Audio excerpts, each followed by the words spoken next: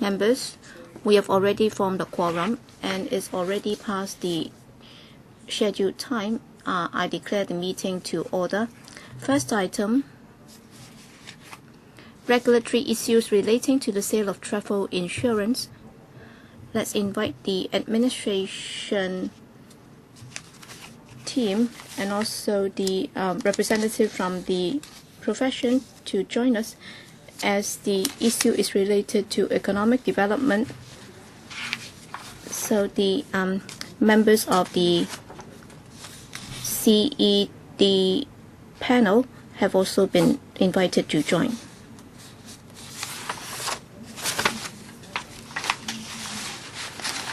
May I refer members to the administration's paper as well as a paper prepared by the electrical secretariat, paper number CB-1 962-01.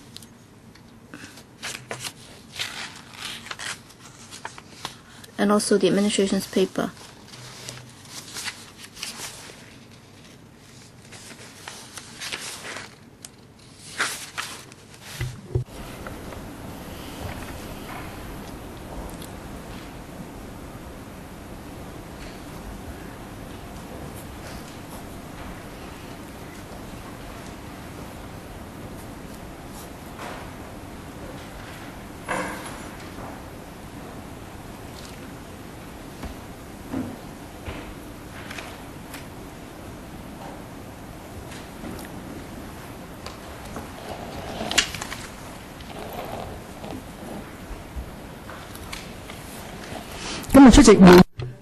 With us today,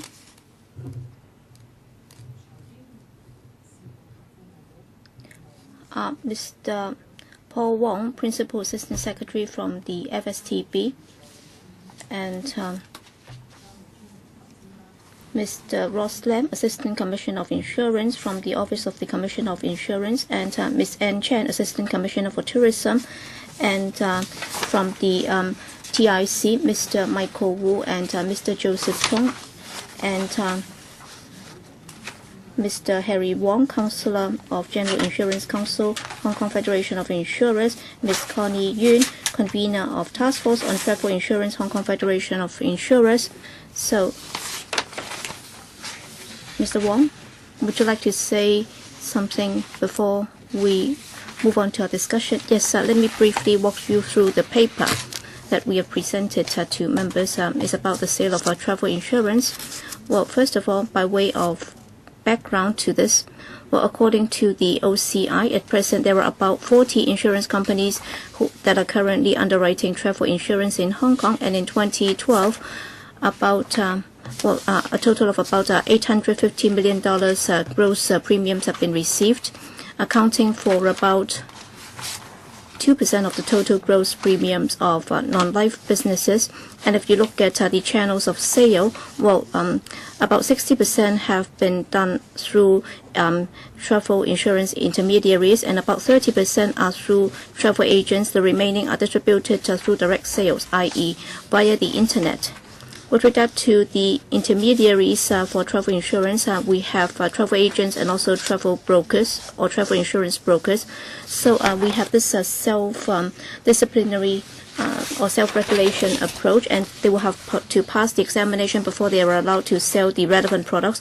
Well, as far as the insurance industry is concerned, they will have to pass an examination, and they will have to be appointed by the insurance company, and also they would also have to be registered with the Hong Kong Confederation of Insurance Brokers before they can become travel insurance brokers. And starting from 2012, we have one additional category of a travel insurance agent, so that for travel agents and their technical representatives, they can also be registered, and they can pass the examination, and they can become technical representatives of insurance agents, and they can sell travel insurance tied to a tour, travel package, trip, or other travel services which they arrange for their clients. With regard to travel or insurance agents, they will have to abide by the code of practice for the administration of insurance agents. They will have to explain to their client the cover afforded by each policy, and they will have to ensure that the potential policy holder understands what he is buying. And for the future development of this system, we came here earlier on to explain to you the proposal by the administration to establish an independent insurance authority. And our plan is to introduce an amendment bill into this council by the end of this year. With regard to the proposal to establish an IIA, we will be moving from a self-regulatory approach to a licensed insurance intermediaries approach. And after the establishment of the IIA, we will be able to come up with some code of practice for intermediaries and also for future market development. And also we can also issue guidelines and code of conduct for licensed intermediaries to follow. And the IIA can also take action against intermediaries who has been found guilty of misconduct. It will be able to impose disciplinary sanction proportionate to the severity of the misconduct. With regard to the sale of travel insurance, the administration, the TIC, and also the Travel Industry Compensation Fund Management Board have been encouraging the public through different means of publicity, asking them to take out travel insurance according to their needs before traveling abroad. And the OCI has also published an educational pamphlet entitled Travel Insurance, What You Need to Know, to remind the public of the important points to note when taking out travel insurance. And there are also articles in the Choice magazine reminding the public to be mindful of certain important points when they take out travel insurance policies. With regard to in the wake of the hot air balloon incident in Egypt, since March, we've been reminding our members to pay attention to this. That is with regard to the activities on the itinerary, the risks involved, and also the consent risks would also have to be informed to them before they enroll into a particular tour. And also the travel agents, in arranging certain consolidated travel insurance package for their clients, they will also have to make sure that all the activities on the itinerary have been covered, including the self-paid activities. And also, for members who have already taken out their own insurance policies, they would also have to be reminded that they will have to look at the terms of their insurance coverage to see if all the activities have been adequately covered. And they've also published a code of practice to remind travel insurance agents working for travel agents to be mindful of certain points in selling travel insurance. And also the TIC has also recently reviewed the relevant guidelines, and they have also asked the travel agents to provide two types of information before clients enroll into their tours. Number one, they will have to state very clearly the detailed information about the recommended activities, including the name and also the amount involved, and also the details of the activities. And also for those who do not take part in the self-paid activities, the arrangements for them would also have to be set out very clearly in order to ensure that that would enhance the transparency of the itinerary. And also before customers enroll into a particular tour, they would also be told about the detailed information, and they would be able to make informed choices. All right, for the other representatives from the other institutions, do you have anything to add? If not, then the floor will be open to members. Yes, I'm representing the HKFI. Mr. Wong? Yes. Well, the industry in the past, in the wake of certain incidents, in particular the hot air balloon incident in Egypt, we have already reminded our members to look at the products that they sell on travel insurance, in particular the leaflets and pamphlets. If there is any discrepancy in the information provided, certain work will have to be done in order to ensure that their clients would understand the relevant information. That would also help enhance the transparency of the whole system. And also for pamphlets and also the policies of travel insurance would also be compared. So we'll be asking our members what the response has been, and also we will ask them for their feedback. All right, Mr. KWOK Wai-keung, 3 minutes each. I'll be very relaxed initially. Yes, Mr. Kwok, 3 minutes. I'm afraid I'll have to ask 10 rounds before I can finish. All right. First of all, I'd like to thank you for arranging for this special meeting, because before the summer recess, the fact that we are able to discuss this, if we are able to discuss anything about the travel industry and also travel insurance, I think that would enhance the understanding of the public about this before the summer holiday. First of all, we have to be concerned about this. According to the paper, in the latest issue of the Choice magazine, some 46 travel insurance policies have been chosen for a study and also for an assessment. Only 3 have set out what high-risk activities would be covered. In fact, in dealing with the hot air balloon incident, we noticed that, in many of these travel insurance policies, there are some problems. Number one, they say that if it's spelled out, then it would be covered. If it's not spelled out, then it would not be covered. And others would say that, even if it's spelled out, then it means that it's not going to be covered. So we are not sure about which is which. So do we have a more consistent interpretation about this, so that the public will understand how they should interpret the terms of the insurance policy? Because with regard to the hot air balloon incident, if you look at the policy concerned, you can only interpret it as mid-air activity, but then the definition might differ from company to company. Some might say that that would cover hot air balloon activity, but then others would say that I've already spelled out very clearly that hot air balloon would not be covered. And some would say that only parachuting would be included. All right, for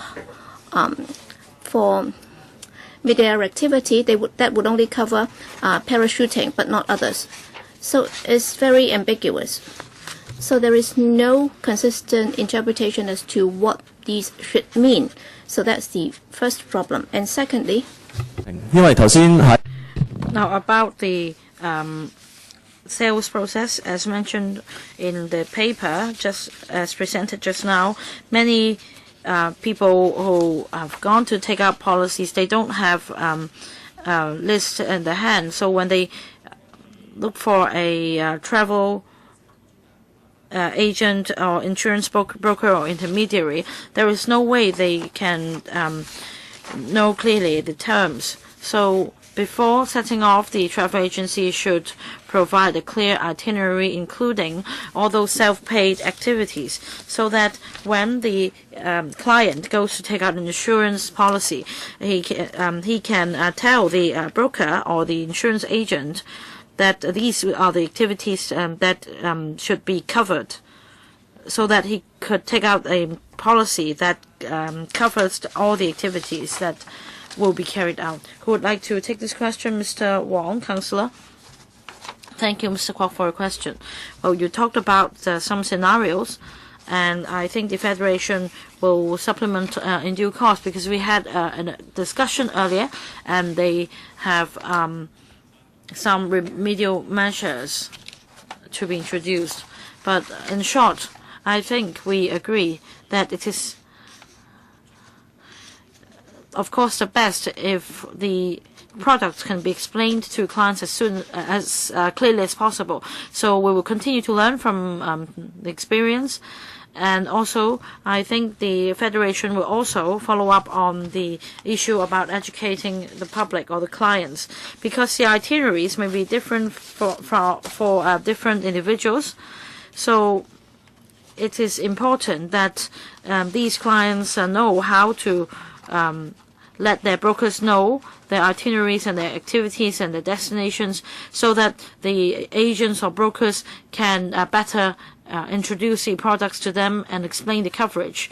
And I think this will be very conducive to protecting consumers' rights. And I think the Federation, will supplement on the point. Mr. Wong? Yes, may I supplement? Now, as reported in the media, allegedly, all the policies looked very complicated, and there were inadequate clear clauses. For example, if you go scuba diving, there should all the excluded items, they have not been listed out very clearly. In fact, under the common law, or as far as insurance law is concerned in Hong Kong, the situation is that if the policy will contain the covered items as a result of the losses incurred during the trip, for example, personal injury or damage or even fatality, they will be covered. On the other hand, if there are items to be excluded from the policy, then the onus of proof will be on the insurance company to the extent that the insurer should explain to its client under which clause those will be excluded items. So the responsibility lies with the insurer. So for promotional pamphlets or the terms and conditions, well, they will be written very carefully. For policy holders, well, they are actually at a more advantageous position, because the responsibility lies with the insurers. But of course, there is room to make a better effort. We want to address the doubts of consumers. But on the other hand, if we set down the coverage or make travel insurance mandatory, this will impose restrictions. Travel insurance is not mandatory in Hong Kong, and the market is very competitive in Hong Kong. And many insurers have designed various products with a full range of different premiums to cope with different destinations in Southeast Asian countries. So it is not the best thing for all of us if we have too complex a policy. And we will continue to remind the sector to pay attention to the terms and conditions in the policies and the promotional pamphlets. Mr. Cham Kam Nam. Madam Chair, very often the tourists who have taken out travel insurance policies often have the mindset that they should take them out anyway when they're on a trip, and very often they would not pay attention to the small print on the policies. On the other hand, the intermediaries also have a mindset of not paying attention to details. They may cover, say, A, B, C, D items, and we know that all the terms and conditions are in small print, and it covers in Thai page of the policy. Very often, the tourists may take out a policy with very low premium fees without understanding the coverage. Only when something happens will they discover that the insurance policy is not really suitable for them. So in terms of education and the service attitudes of intermediaries, all these are very important.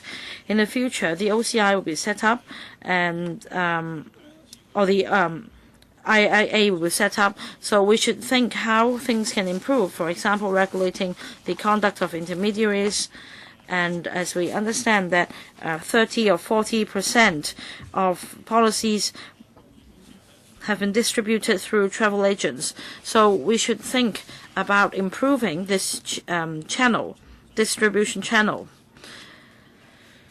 Very often, the travel agencies will not explain to the clients in detail the coverage of the policies. They would only list out the premiums, and very often the tours, the fares or the tours would already cover an insurance package. And that is why many tourists are not familiar with the details of the policies. That's why I hope that in the future the IIA can do a better job in this regard. And we see that in terms of the number of complaints over the past year, there are quite many. To minimize complaints, I hope that a multi-pronged approach can be taken. would like to respond? Yes. Thank you, Madam Chair. Thank you, Mr. Chen Kam-lam, for his question and his comments. And the Independent Insurance Authority will be set up in due course, and it will continue to follow up on these matters. On consumers, Mr. Chen Kam-lam already pointed out a very important matter, and that is consumers themselves should also pay attention to the content of the insurance policies. The administration has been making an effort in this regard. Before peak season, for example, our colleagues would step up their effort and step up publicity in the media to emphasize the importance of knowing more about your travel insurance policies. So apart from taking out travel insurance policies, the customers should also, in the future, know more about the details, including the coverage and the types of activities involved. The other point is about intermediaries. As explained just now, after the establishment of the IIA in the future, some requirements or even licensing conditions can be imposed on the intermediaries so that they can meet public's expectations. Now, the authority isn't set up yet. I cannot make any decision on their behalf, but I'm sure they will continue to pay attention to these matters. I'd like to clarify one point. For travel insurance agents, including insurance brokers who can, or travel insurance agents, they have the responsibility of explaining the insurance products and the coverage. This is their responsibility, and in the future, the IIA will be empowered to introduce suitable measures. For example, appropriate sanctions might be imposed on irregularities. It's a kind of law. Well, there are several channels for taking out travel insurance policies. One is through insurance agents, or through insurance policies, or through travel agents.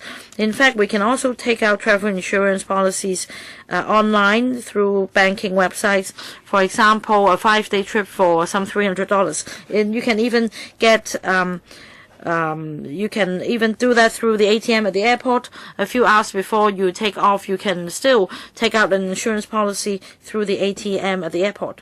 So there are various channels for distributing policies, but very often through these channels, no explanation will be given to clients on the coverage and the types of activities covered.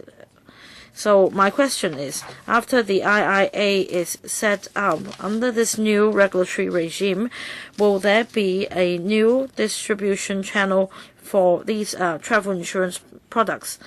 Many people will still take out policies at travel agencies. For those operating travel agencies, if they're also eligible for selling travel insurance products, will there be any requirement under the mechanism for them to be equipped with the necessary knowledge so as to better protect consumers? Who would like to respond? Mr. Lam or Mr. Wong, PAS? Thank you, Madam Chair. Thank you, Mr. Lam, for your question.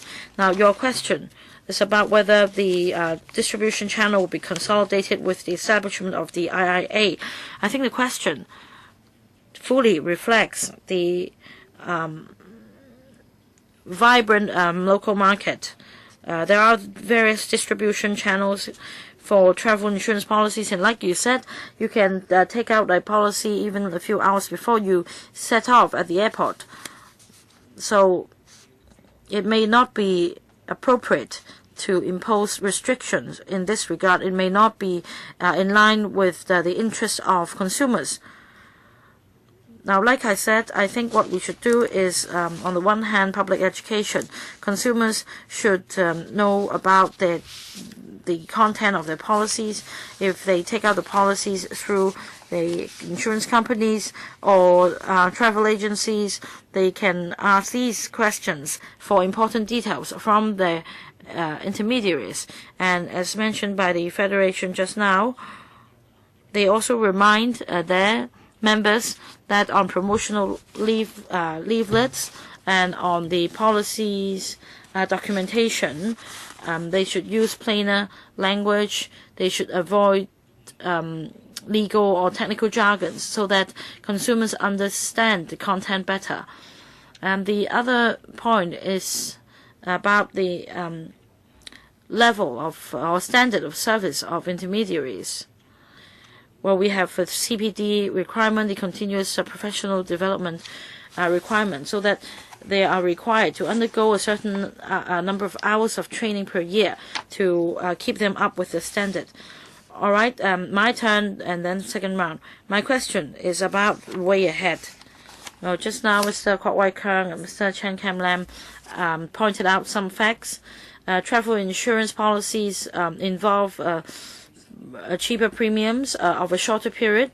So this is an objective fact or reality that consumers pay less attention on travel insurance policies. I think to tackle the issue, there should be a plan, and I wonder if the Federation has any plan. I mean, sometimes, well, let's say if I take out this basic plan, I would know that what basic plan covers. Of course, the travel insurance company can have other top-up components, but at least there should be a basic plan so that for those policyholders, they get basic protection. If they want to pay more for extra protection, that's another matter. But the situation is the policyholders may think that they have bought the same kind of package, but in fact the coverage for different policies are different. So I wonder if anyone from the administration could take this question, either from the TIC or the Federation of Insurers. Can you answer my question? Will there be a basic plan so that consumers are clear about the policies that they have taken out? PAS and then Mr. Wong. Yes, I suspect that. Well, thank you very much for your question. I'm sure the HKFI will also supplement later. Well, our thinking is like this. Travel insurance has to do with the itinerary of the tour, and for individuals, their itinerary might be somewhat different, and that's why it's difficult to say that this product will have to cover this and that. For example, if I'm not going to engage in any waterborne activities or airborne activities, then in the premium, if I have to pay for certain things that I'm not going to take part in, then that might not be appropriate. And therefore, as there are different products in the market, well, if I go for something or a product where the coverage is not that broad, but then given the fact that I'm not going to take part in those activities anyway, then that might also suit my need. As for certain insurers and also insurance agents and intermediaries, if they are able to come up with more consolidated or unified terms, then I'll defer to Mr. Wong. Yes, Mr. Wong. Yes, legally, there is no regulatory authority that would require the policies to be uniform. But then, in fact, the market is trying to do this. Well, for overwhelming majority of these policies, they would cover medical costs and also emergency medical incidents and also other standard items. For example, for the Philippine hostage-taking saga and also the hot air balloon incident, well, most visitors would make use of the SOS service from the travel agents to help them send the injured back to Hong Kong. And in the past, such service has been done or provided remarkably well. And yes, we are not able to ensure that all policies would be the same in this respect, but then for the basic coverage, in overwhelming majority of the policies, they would be working on these few areas. But of course, individual insurers might be looking at the individual needs of the client. For example, if they are involved in high-end or high-risk activities, for example, if they are taking part in racing and also diving activities, then of course those would be dealt with separately. But then, well, even if you look at the Choice magazine published by the Consumer Council, overwhelming majority of the policies would be covering the areas that I just mentioned. That's why in the market it's already working in this direction. I'd like to ask the Commissioner. All right, in the future, you're going to set up an IIA, but then, of course, it's not just about travel insurance, but then I think the customer will have to know what they are buying. I think this is a bone of contention for a long time. Yes, when you tell me that I can rest assured when I take out travel insurance, but then when there are incidents, if I want to make claims, then there would be some conflicts and disputes. So will you be working a bit more on this?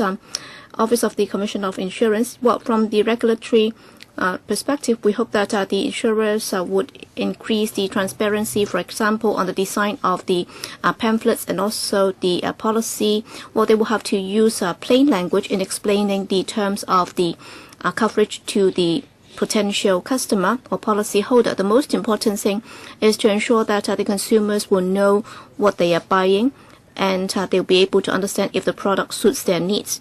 And also for the intermediaries,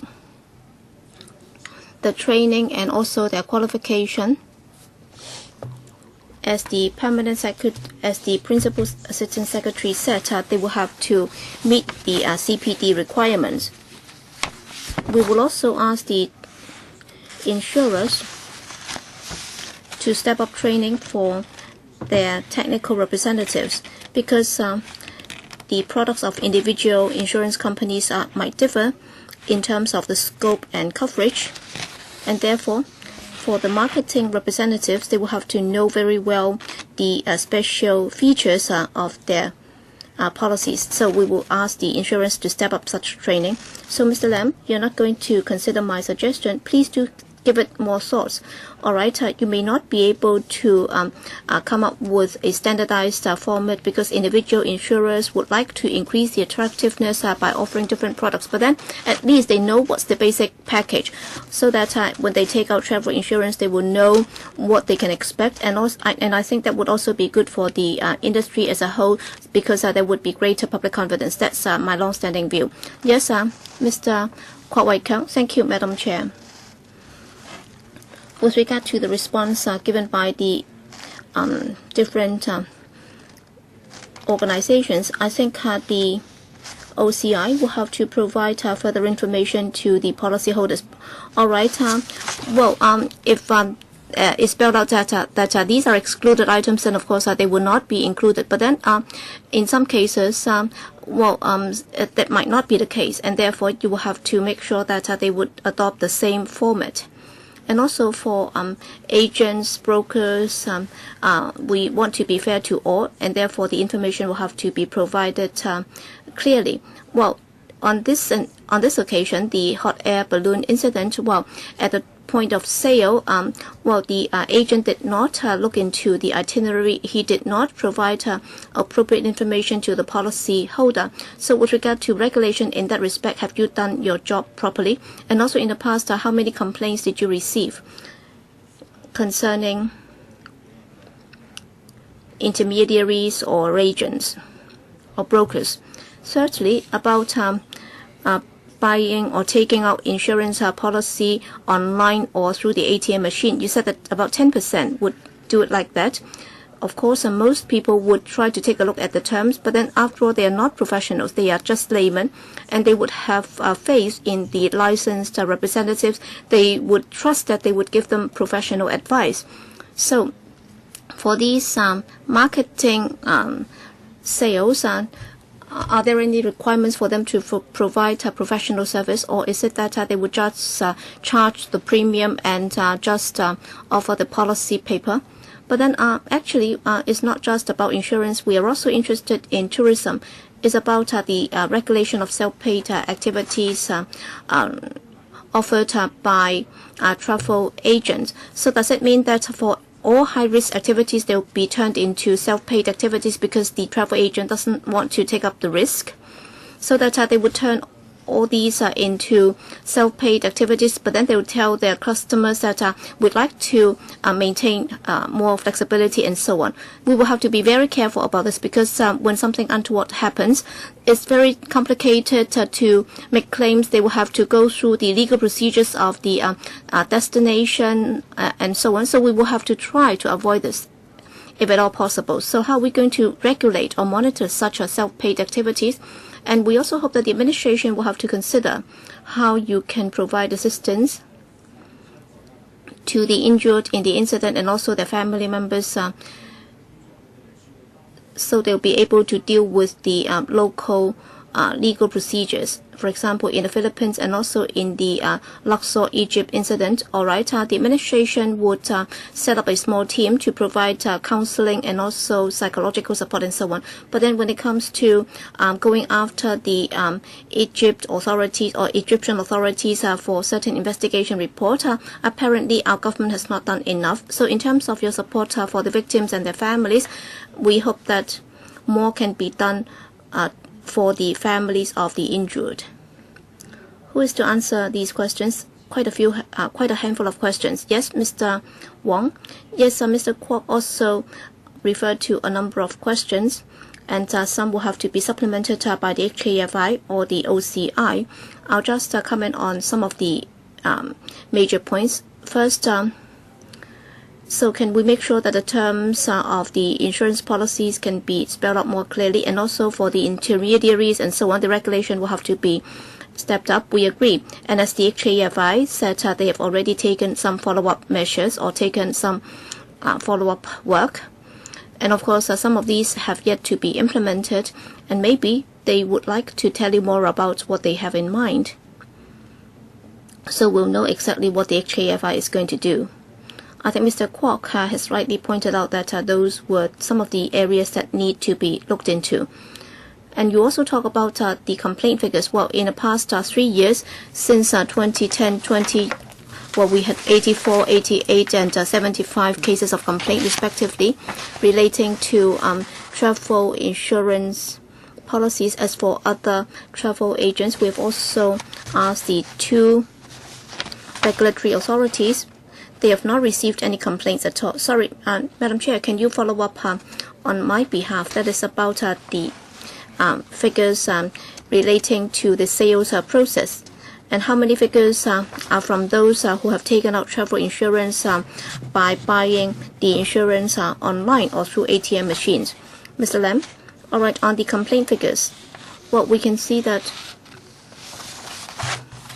most of these have to do with claims.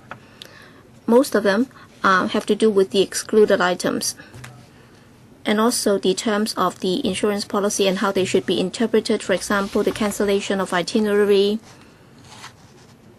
and for how long do they have to wait before they are eligible, and what's meant by trip delays. And also on the marketing of the policy by the agent, well, according to the complaints that we received, every year there's about 1 or 2, just a handful of them. Most of the complaints are on the claim procedures. And how many are related to buying or taking out the insurance via ATM machine or online? All right, there were 80 plus cases. Well, they included all the complaints concerning travel insurance policies. Yes, Vice Chairman. Yes, thank you, Madam Chair. Well, just now, I'd like to say a few words because you know I'm from the insurance sector. Maybe I can also supplement. Well, just now some members also talk about a consolidated way of taking out insurance policies. In fact, there are different channels available, in particular the online channels. I do have some suspicion about the government's figure. 10%, I think that's more than 10% because all along I've been doing so online, and I understand that many people do the same, and therefore I think the figure should be somewhat higher. I don't know how you came up with this 10%. And I think it's up to the individuals to decide. We cannot just dictate that they can only do so through a certain channel. That's not the way to do business in Hong Kong. And Mr. Kwok also said that there are some included items, and others would also state clearly the excluded items. I think it's very simple. We do have some covered items. All right, if it's covered items, then obviously they are covered.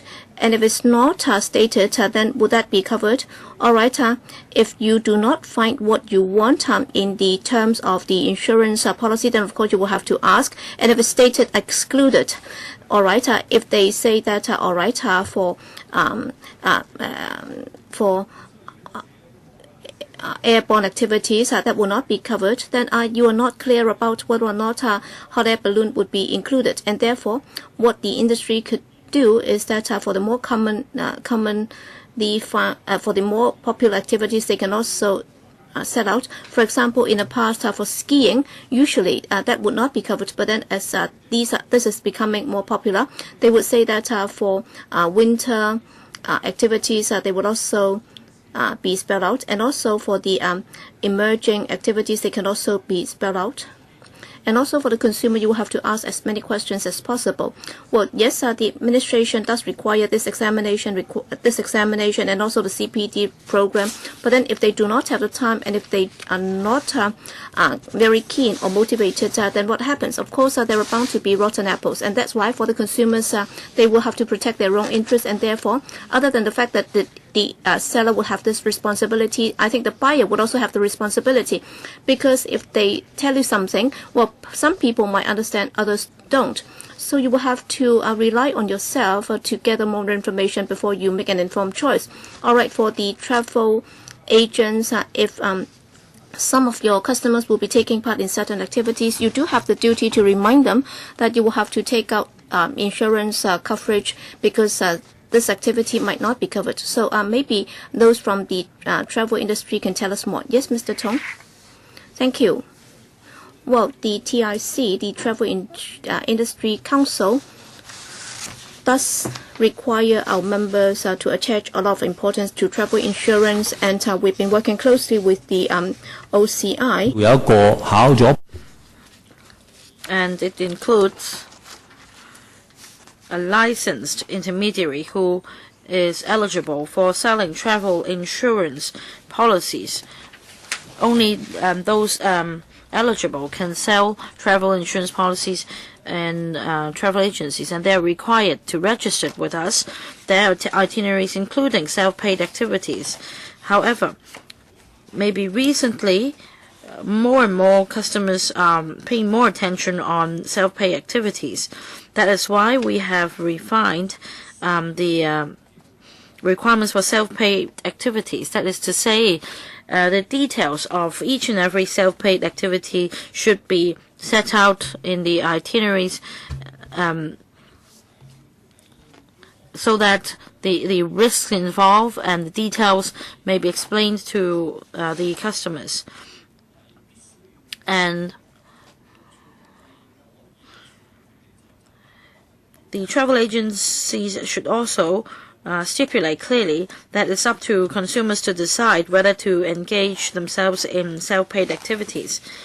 And the arrangements, should they choose not to take part in self-paid activities, should also be explained. We attach importance to this area to ensure that those who don't take part in self-pay activities will not just run off anywhere.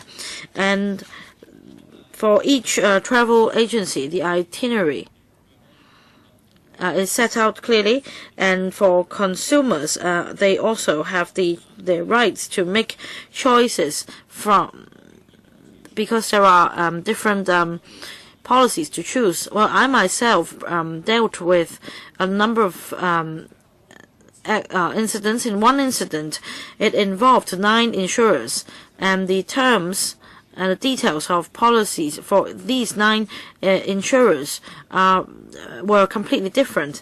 And with the help of the OCI, we were able to standardize our approach in dealing with the matter. But we do require travel agencies to explain very clearly to their customers the itineraries as well as the travel insurance policies. They must also follow the requirements of the OCI, in that only licensed agents are eligible for processing travel insurance applications, and the travel insurance policies must be tied to the tourist or travel package. They must not sell the travel insurance policies on a standalone basis, which is pursuant to OCI's requirement. Mr. Chan Kim-po.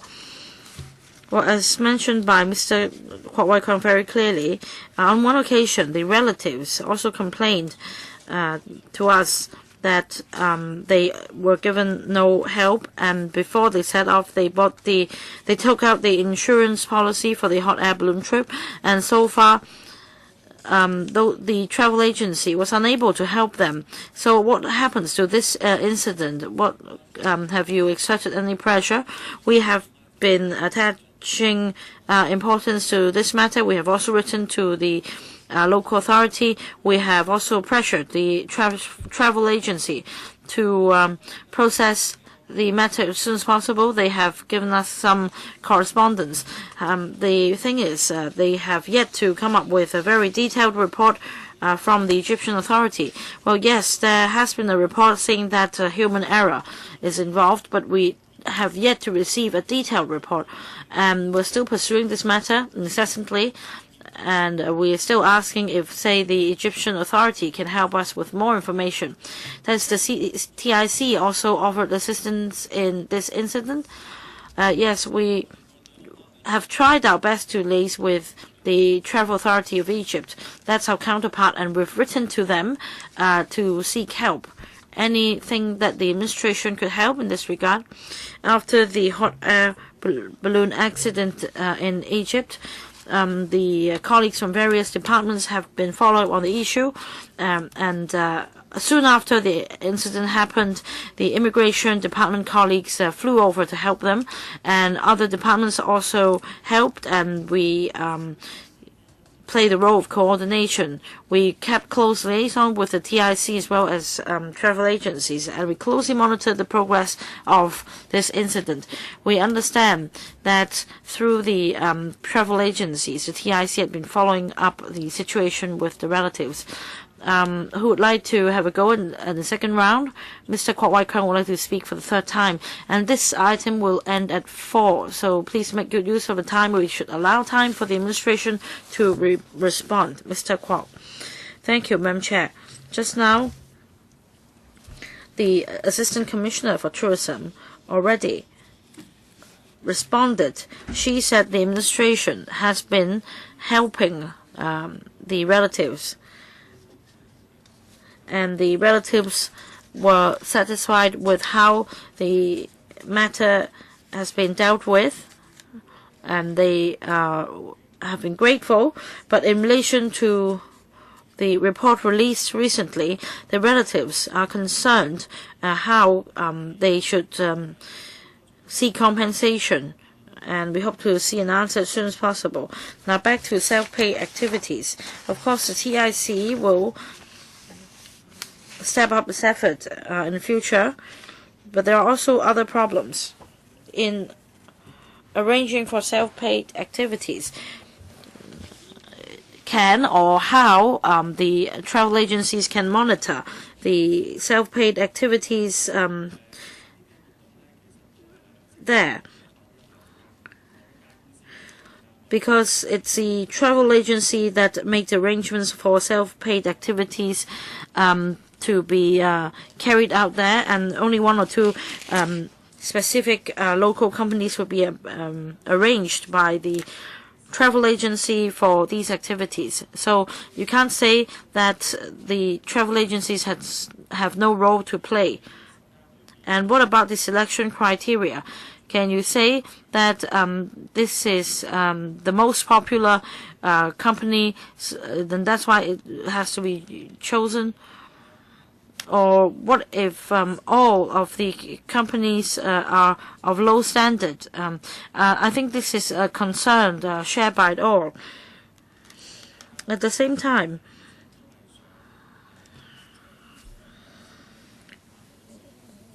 of course, we don't want any accidents to happen whilst we're on the trip, but if it does happen,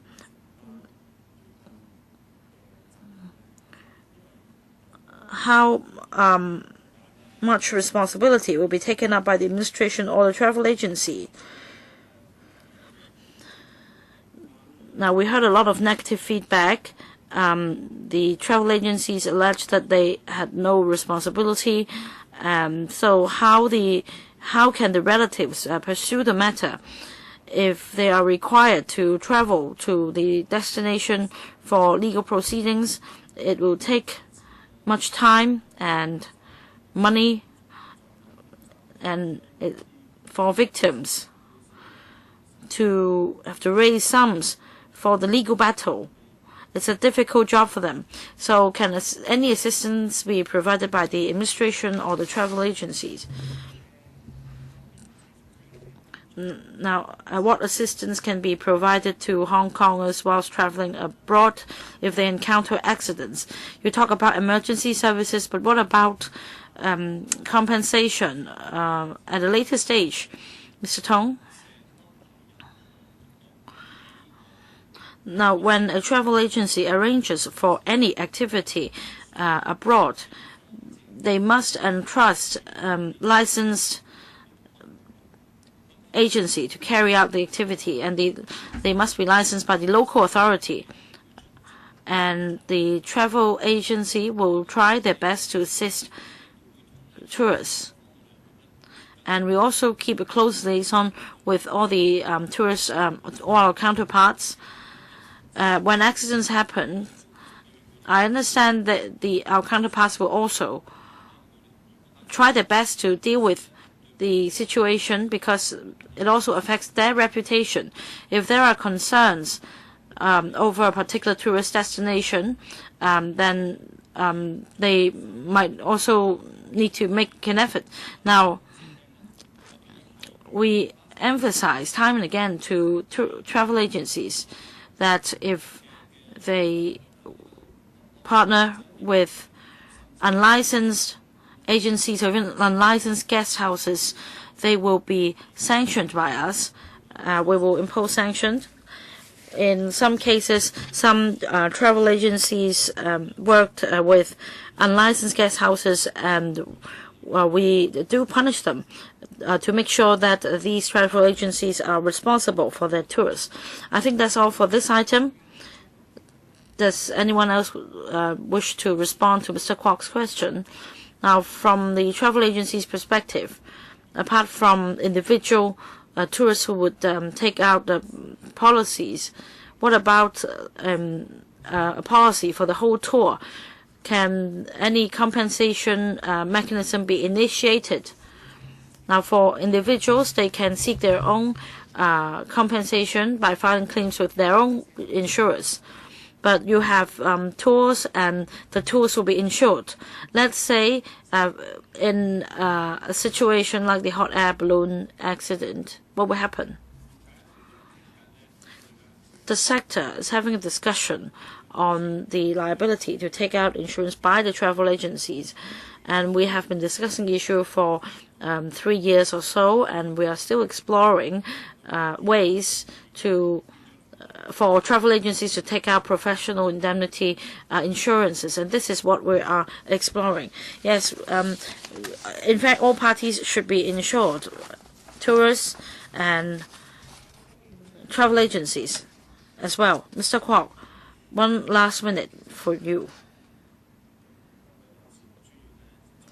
Well, just now the Assistant Commissioner for Tourism did not follow up on my question. And we all understand that the political situation in Egypt is quite bad at the moment. So the relatives are concerned whether anything will be done to follow up on the preliminary report, and it's very troubling for them. They are very worried, and the administration should take the initiative to pursue this matter on their behalf. Because according to the relatives, they have heard nothing, they haven't heard any news, which is somewhat different from the administration's version just now. So can any help be offered? Because for individuals, it's difficult for us to know the progress of investigation over there in Egypt. So if you have any information, we will let the relatives know.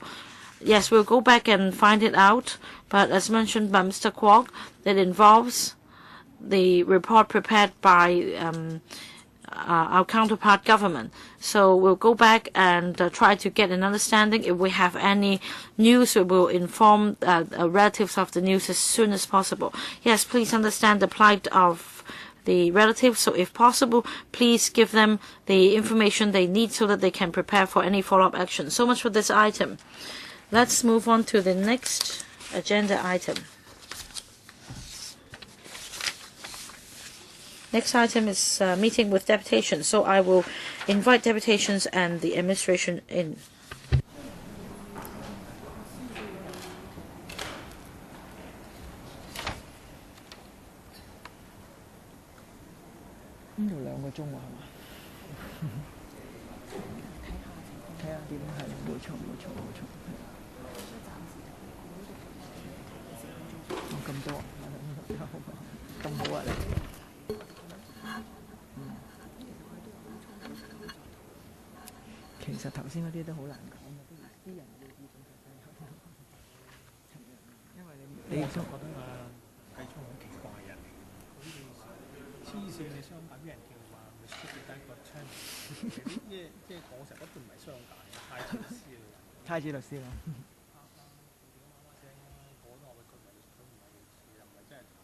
係啊，當時佢選舉啲人其中一個對佢比較大嘅批評都係話，佢實際係 lawyer 嚟㗎嘛，佢會計，只不過佢係 both 嘅 identity 嚟。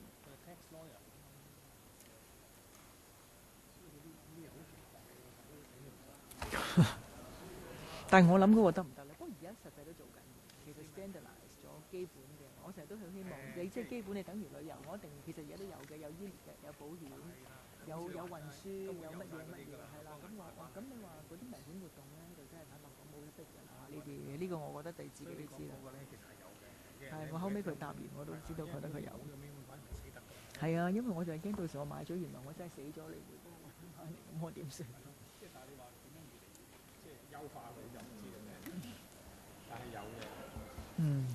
咁啊，如果你頭先佢咁答完我都 OK， 即係其實基本係有嘅。咁你要都係咩啫？要緊急醫療同埋要運送嘅啫。問心講，你旅遊你怕咩啫？係咪醫療同運送嘅啫？係咪？你坦白講，你話之後賠錢就冇得講㗎啦，係咪？所以大位都有嘅。咁問心講，而家保險業就比以前進步咗好多嘅，進步咗好多，呢個我都承認。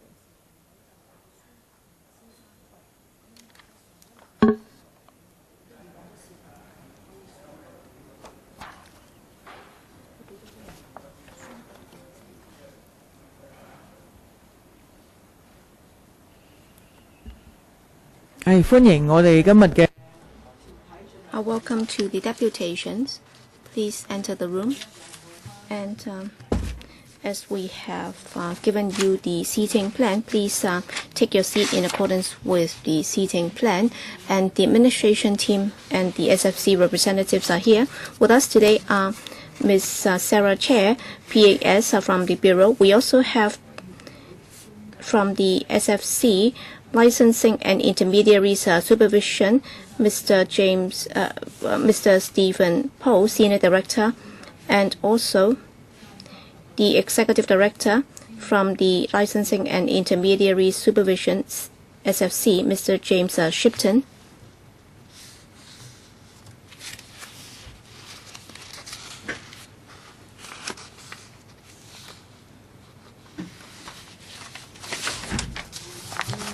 The purpose of today's meeting is to enable the administration and the SFC to listen to the deputation's views on the proposed on the consultation document on proposed amendments to the professional investor regime and the client agreement requirements. I'd like to welcome all of you here.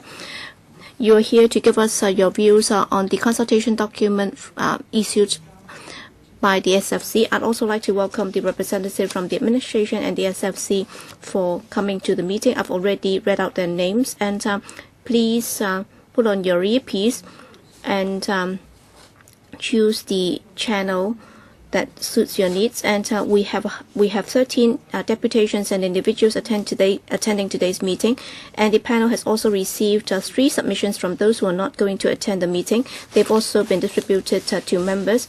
And first of all, I'd like to invite the deputations and the individuals to speak. Everyone will be given 4 minutes, and after all the deputations have spoken, I'll invite the administration to give an initial response, and then members can discuss with the deputations and the administration on the issue later. According to our standard practice, unless the deputations or the individuals make it clear that their submissions are not to be published, the Secretariat will be uploading everything or the submissions onto the LegCo's webpage. And if you have anything to add other than the written submissions, please do supply that to us as soon as possible. I'd like to remind the deputations and the individuals that your submissions and your remarks at the meeting will not be covered by the LegCo Powers and Privileges Ordinance. So please be brief and concise in your remarks. Please do not repeat the points that have already been made in the submissions. So you'll be given 4 minutes, and if you overrun, then I'll have to ask you to stop. First, Ms. Shirley Cheung, over to you, please.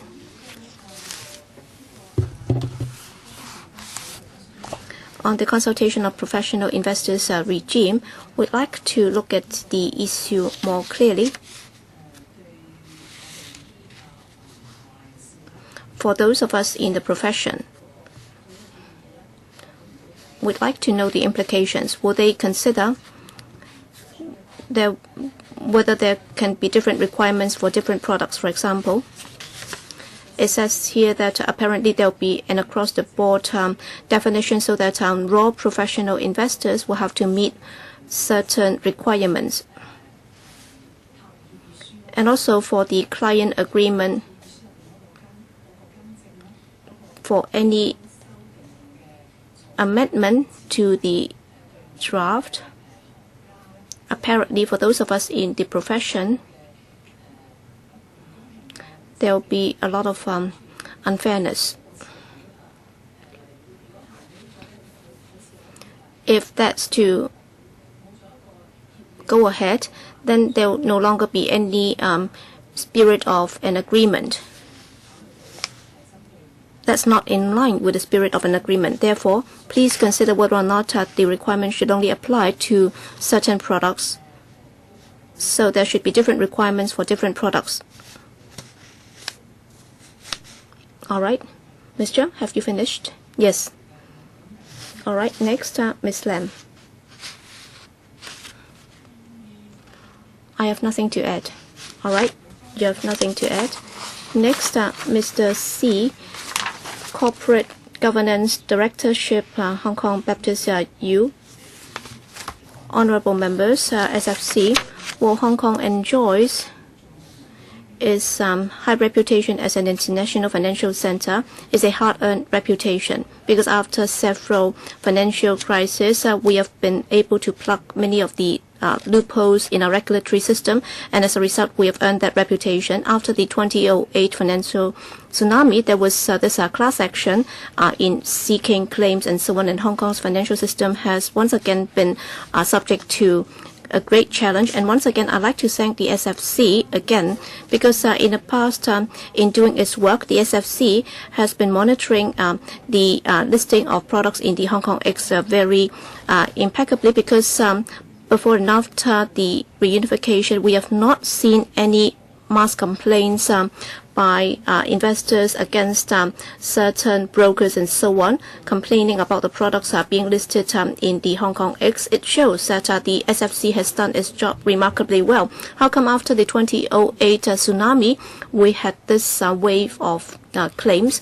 That's because in terms of the financial monitoring on over-the-counter products, there might have been some loopholes. And because of that, in the wake of the financial tsunami, we have had these problems. That's why in amending the law, we must focus on these issues. We must target the problems.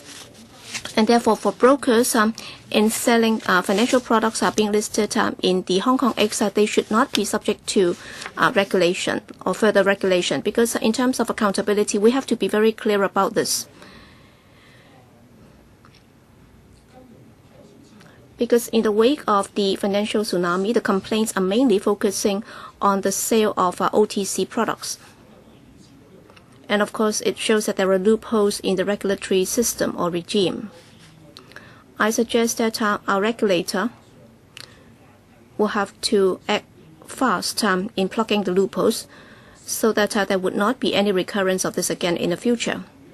And therefore, in amending the relevant provisions in terms of client agreement, well, we can actually keep the existing broker and client agreement terms, so the terms can remain unchanged, because the problem does not lie there.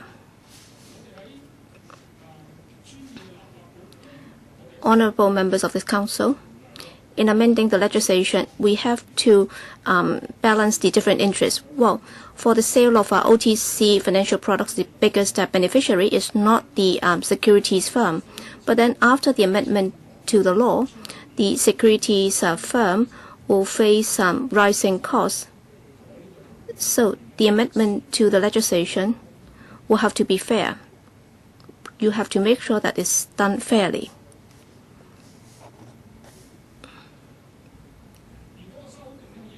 And if the amendment is to affect the client agreement between the securities firm and their clients now, that's not fair, because that has been well established, and in the past, clients have been properly protected. We have not seen any serious complaint cases or class action against this. And if the administration implements this proposal, then all these securities firms will have to sign all the client agreements again with their clients, and administratively that would not be feasible. That would also pose a lot of negative impact on the normal operation of the securities firm. Hong Kong's governance level is renowned worldwide, and therefore I hope that honorable members of this council, SFC, you can step up monitoring through legislation and your regulatory regime. But then you have to make sure that you're doing the right thing. You should not be arbitrarily doing things. You should not be indiscriminately regulating, because Hong Kong's governance standard will go backward if you really do that. Next, Mr. Lee, Chinese Securities Association of Hong Kong. Yes, thank you, Madam Chair. I'm representing the Chinese Securities Association of Hong Kong. Well, on behalf of the association, I'd like to say that we support investor protection, but then with regard to the proposed amendments by the SFC recently, we do have some reservation about some of these suggestions. First of all, I'd like to comment on the client agreement requirements. I'd like to comment on the SFC's proposed amendments. It's suggested that for market players, well, for the services that they're going to provide, they will have to set that out very clearly in the client agreement. Well, my understanding is that if they fail that, then they are not supposed to do that, or they should not be providing the service to their clients if it's not spelled out in the agreement. Next, the suitability requirement would also have to be included in the client agreement, so that all security firms and intermediaries will have to include such terms in the client agreement. Well, for the first requirement, my understanding is that it will not achieve the desired objective of the SFC. For example, for certain products and services, if they have to be included in the client agreement, then many market players will say this. is an intuitive response. That is how for the services that they can provide, or the products that they're going to do or they're not going to provide, they will include everything in the client agreement. And in providing the service in the future, that would not be in breach of the client agreement. And therefore, this suggestion by the SFC will not be able to achieve the desired effect. Secondly, on the suitability requirement, if that has to be included in the client agreement, then my comment is that the SFC will have to first sort out well, the client agreement is actually a contract, and you will have to include the commercial terms between the broker and the client. And such commercial terms might vary from client to client. They might ask for modification of the terms, and if you have to include certain terms in the client agreement, that might not be in line with the principle of freedom of contract.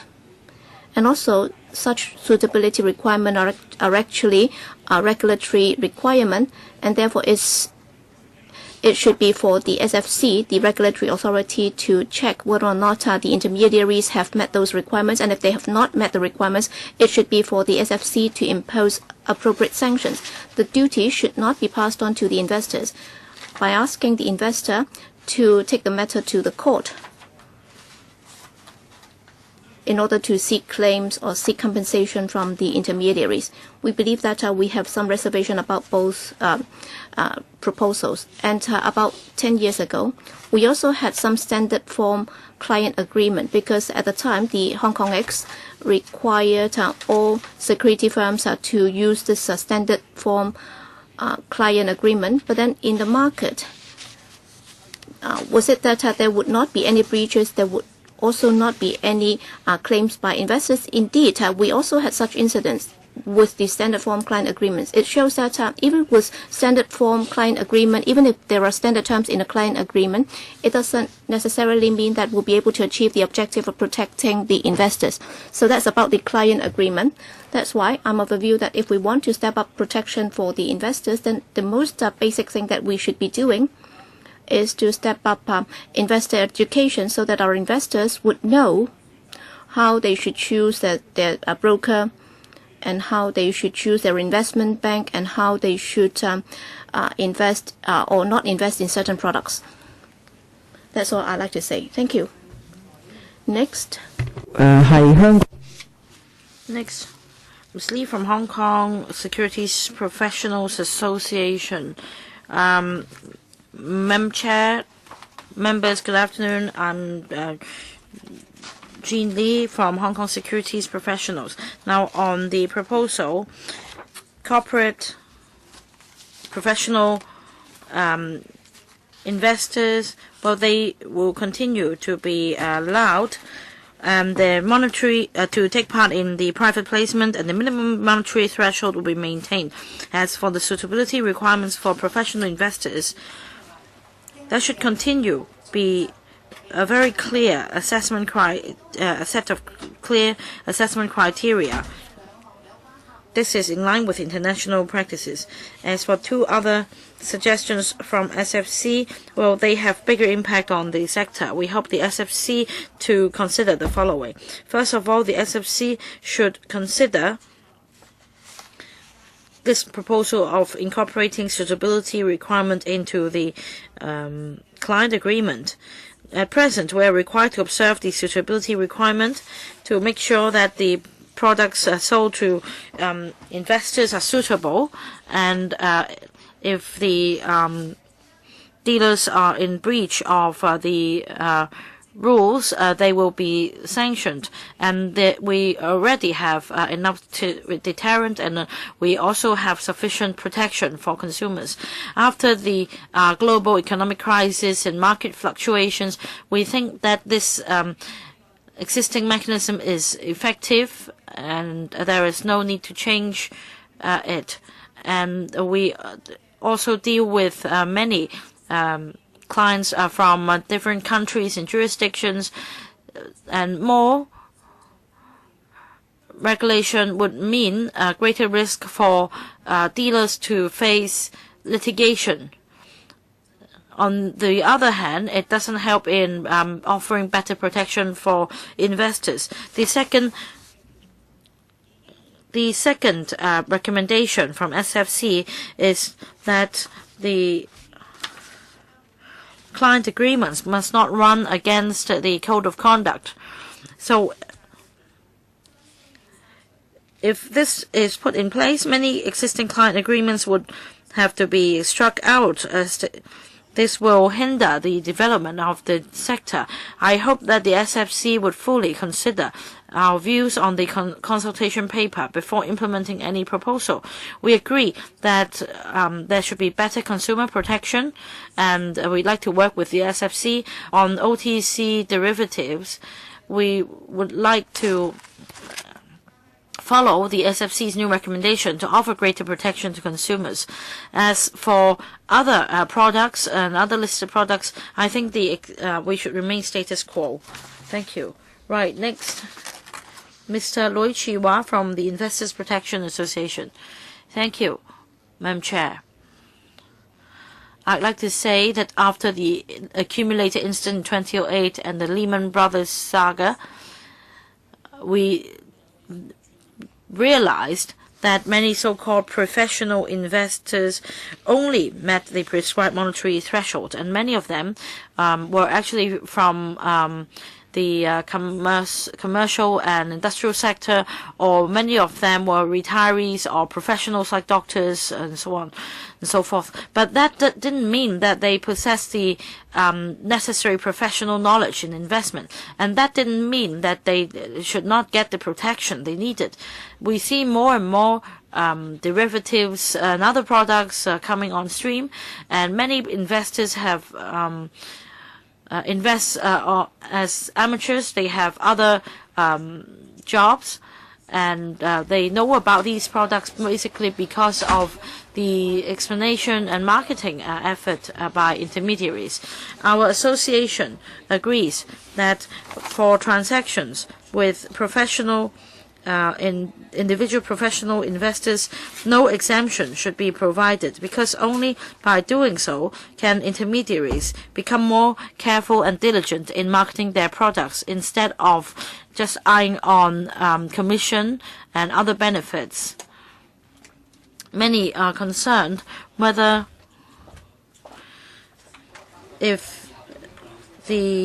more litigations would arise as a result of this proposal. I don't think this will be the case.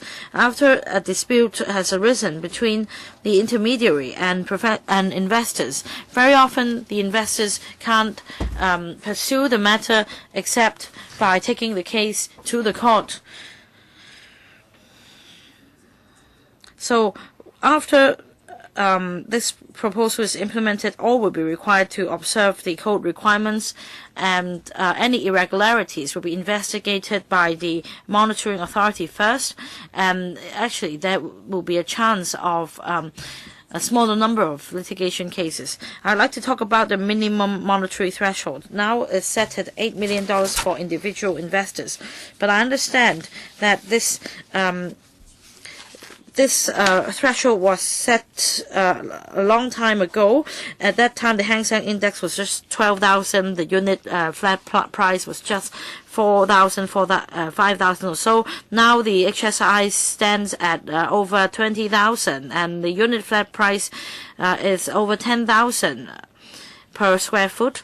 And there is still no protection for professional individual investors. And I think this 8 million threshold is out of date. According to a survey, we see more and more millionaires in Hong Kong, meaning those with movable assets of over 1 million. So in the future, we will see everyone in the streets who are professional individual investors. So we think that the threshold should be raised to at least $16 million. And other criteria include not less than 40 transactions in the market per year, and they must be active in carrying out transactions in the market for a consecutive 2 years. And this data doesn't really reflect their knowledge or their level of knowledge in the market. I agree that this test can be kept, and at the same time, this knowledge and experience assessment can go hand in hand. As for professional investor, as for intermediaries, I think that if there are no exemptions to be applied, then the distinction between corporate professional and individual professional investors should be done away with. Next, Dr. Pollyanna Chu from the Institute of Securities Dealers Limited. Good afternoon. I am Dr. Chu. In relation to this consultation paper on professional investor regime and client agreement requirements, I'd like to say the following points. One is about the suitability requirements. The other point is whether corporate and individual professional investors should continue to be able to take part in private placement regime. And the third point is whether the minimum monetary threshold for individual investors should be raised. We understand that the last amendment was made as a result of the financial tsunami and Lehman Brothers saga in 2008. At that time, some derivatives and some non-listed products were repackaged to give an impression to customers that they were of low risks. However, in this consultation exercise by SFC, they would like to regulate the securities dealers in the same manner as they regulate the bigger institutes. I don't think this can work. When clients set up an account with the dealers, all the details are set out. There will be diligence checks on all the securities warrants involved, and all the sales brochures of these products should set out the risks involved, even for non-listed products like options or preferential shares, etc. Before buying these products, the investors should understand the risks behind. That's what even individual investors understand, let alone corporate professional investors. So the burden should not be imposed on dealers. Suitability requirement is a very vague concept. I hope the SFC can stipulate more specific requirements under these suitability requirements. On the other hand,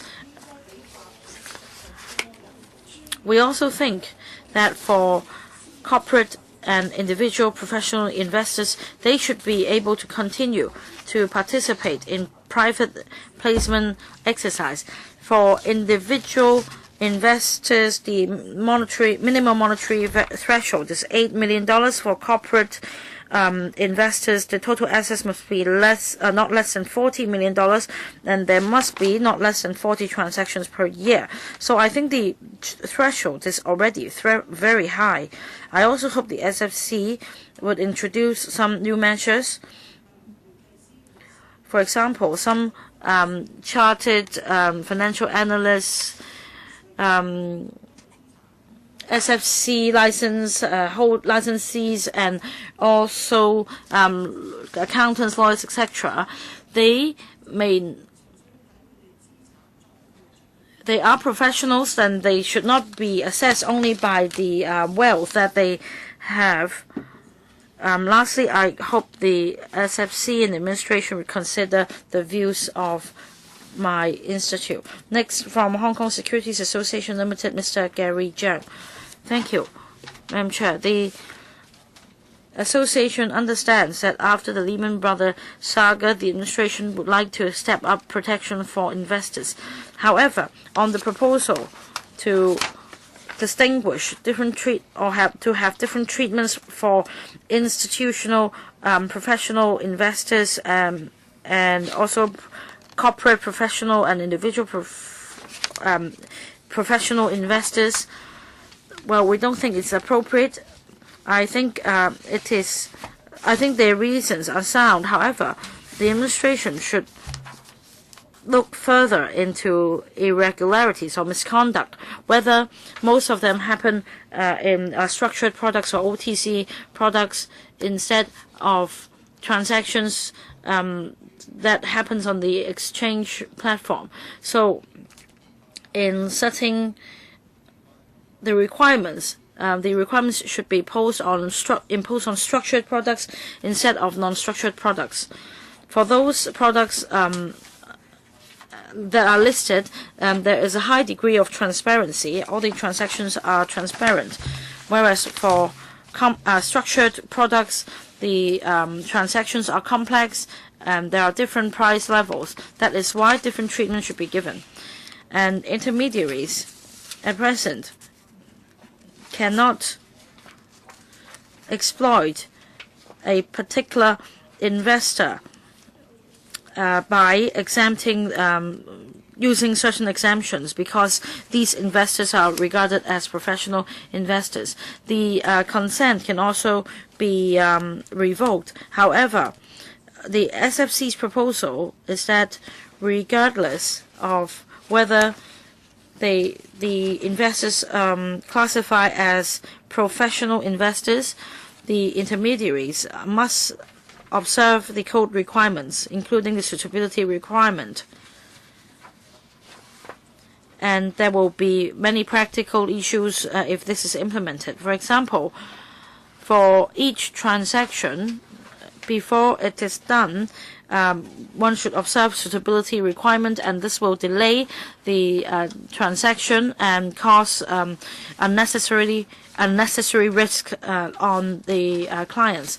We think that risk disclosure should be done, and principle-based assessment should be done before the transactions are carried out, so as to assess the knowledge of investors instead of implementing the SFC's proposal. By forcibly incorporating the suitability requirement into client agreements as contractual term,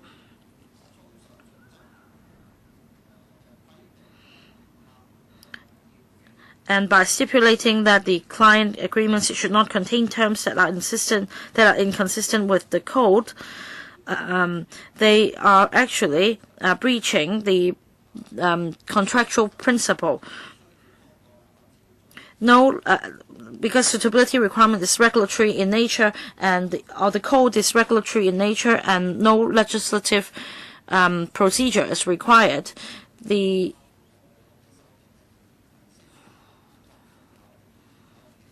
SFC will be able to hijack the LegCo's function and cause this code to have a legislative effect. Next, Mr. Francis Lun from the Hong Kong Institute of Financial Analysts and Professional Commenters Limited. Yes, with regard to the consultation document on professional investor regime and client agreement requirements, we have 2 points to make. First is on the suitability requirement. Well, under the amendment, the brokers, wherever there is any transaction with the client, a suitability test will have to be conducted. So that's item 100. Well, as far as the broker is concerned, this is a really very draconian and cumbersome requirement. Basically, it's not achievable. For example, if the broker has, or the securities firm has 10,000 clients, then it would take them more than a year to complete one suitability test with each and every client. And for the amendment to the client agreement, there cannot be any term that is in breach of the Code of Conduct. That is Rule 22. In other words, in the client agreement, there cannot be any disclaimer. There cannot be any disclaimer. So any disclaimer will become void, null and void. So that is an unbearable legal responsibility or liability. In other words, if anything happens, then some investors would just take what they want. All right. If they lose out, then they will say that you have not told me about the risk, and therefore I'll have to sue you under the SFO. And so long as there are just a handful of people doing this, then the securities firm will have to close down. So either the SFC will be making their life so difficult that they'd rather close down, or they'll be sued by their clients. And therefore, so long as they can do one suitability test for their client is okay, instead of doing it every time when there is any product that is marketed to the client. There should not be any requirement for the due diligence test to be done every time where a new product is marketed. And also, well, for the products that are sold by the Hong Kong X, I think the brokers should be able to maintain those disclaimer terms, because during the Lehman Brothers mini bond saga, well, most of the conduct were OTC products. They were unregulated, and that's why I would think that for retail investors, even if they are professional, they should also be protected. But then for listed products in the Hong Kong X, they should not require such cumbersome safeguards, because it's too cumbersome and it's also an unbearable legal liability. And yes, I understand that in the wake of the Lehman Brothers incident, the SFC tries to impose many terms so that the banks would not be allowed to engage in unethical or mis-selling activities. But then as the brokers have not done that, therefore you should not be imposing this on them, because this is totally unnecessary and unwarranted, because well, for the current legal liability is already very cumbersome, and if you try to increase that further, then half of our administrative costs would be put on compliance, and basically is no longer feasible and viable. Thank you. Next, Hong Kong Securities and Futures Employees Union, Mr. Gilbert Lee. Yes, I'm representing the Hong Kong Securities and Futures Employees Union. I'd like to respond to the 7 questions asked by the SFC. Because of the time constraint, I'll just respond to some of the salient points. Number 5. Well, we agree that we can include this principle-based and also the experience test. That is the. But then we do not agree that we should just replace the bright line test, because the bright line test is the most effective fundamental criterion.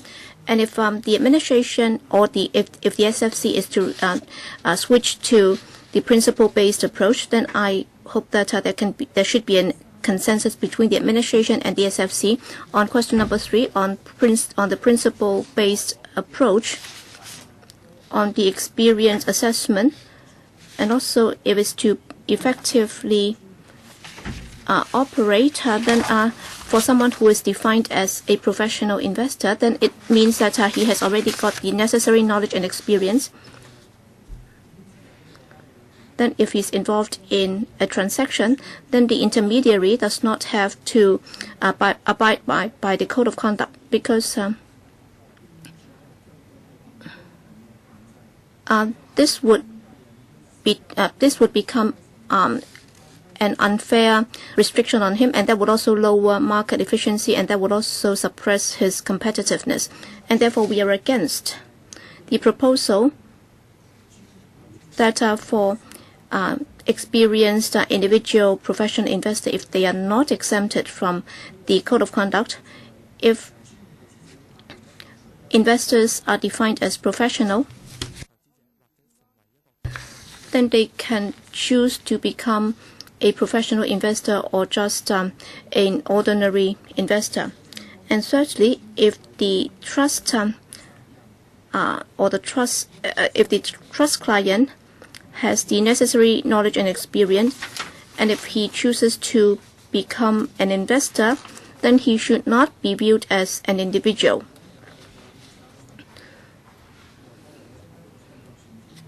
Or else for investment vehicle owned by family trusts, they can be viewed as an individual investor if they do not have any experience at all. And also with regard to the distinction between professional investor and individual investors, you also talk about a corporate trust and also institutional investor. With regard to the differentiation between those, we do have some reservation, because according to some past cases, well, some investor banks would be allowed to modify certain terms, and they can also be exempted. For example, the 8 million wealth for individuals, that could also become a portfolio, and also for the 40 million for the institutional investor. Well, instead of imposing this requirement of 16 months, that could also be turned into 12 months, and if necessary, you can also turn that into 6 months. And also for the 8 million, it could be individuals' assets or just an investment in Hong Kong portfolio. And also the SFC proposes or gives two advice in para 120 and 113. There were two court cases. But then we noticed that the administration or the SFC would just be looking at the liability of the banks.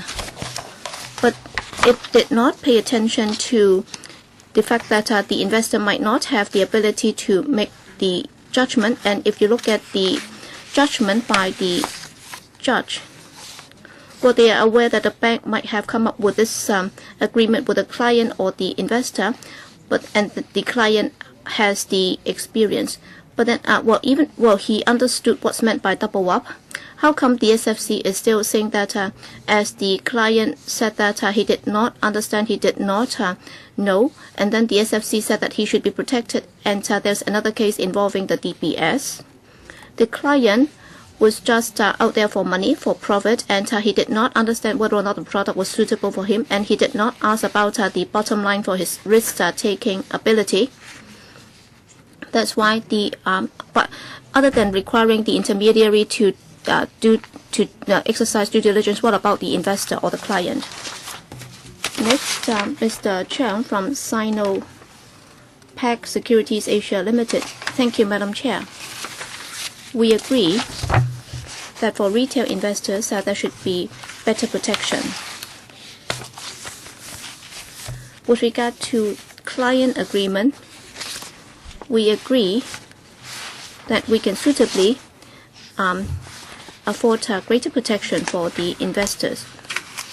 But then if it involves professional investors, including corporate professional investors and individual professional investors, we believe that there is a need for us to distinguish between the two, so that there can be different approaches to deal with these two types of investors, because after all, Hong Kong is a free society, and if the client is a professional investor, if he understands what he's doing, if he knows what's in a contract, then he should have the freedom to negotiate his own contract. And the administration or the SFC should not impose special requirements on what to be included in the contract. It should be up to the client to negotiate his own contract. On top of that, the investor should be allowed to make his own investment decisions. It's his own freedom, and therefore we support that for corporate and individual professional investors, they should be allowed to take part in private placement activities. So that's all we'd like to say. Thank you. Thank you. Next, Hong Kong Securities and Futures Professional Association, Mr. Wong, Honorary President. Yes, thank you, Chairman. Many experts have said a lot, and I'm the last to speak, so I'll be very brief, and I have 4 points to make. It's about the proposed amendments to the professional investor regime and client agreement requirement. Well, basically on the code of conduct and also on the substance of the client agreement. Well, all of these have been in place and well established, and there is already sufficient safeguard for the investor.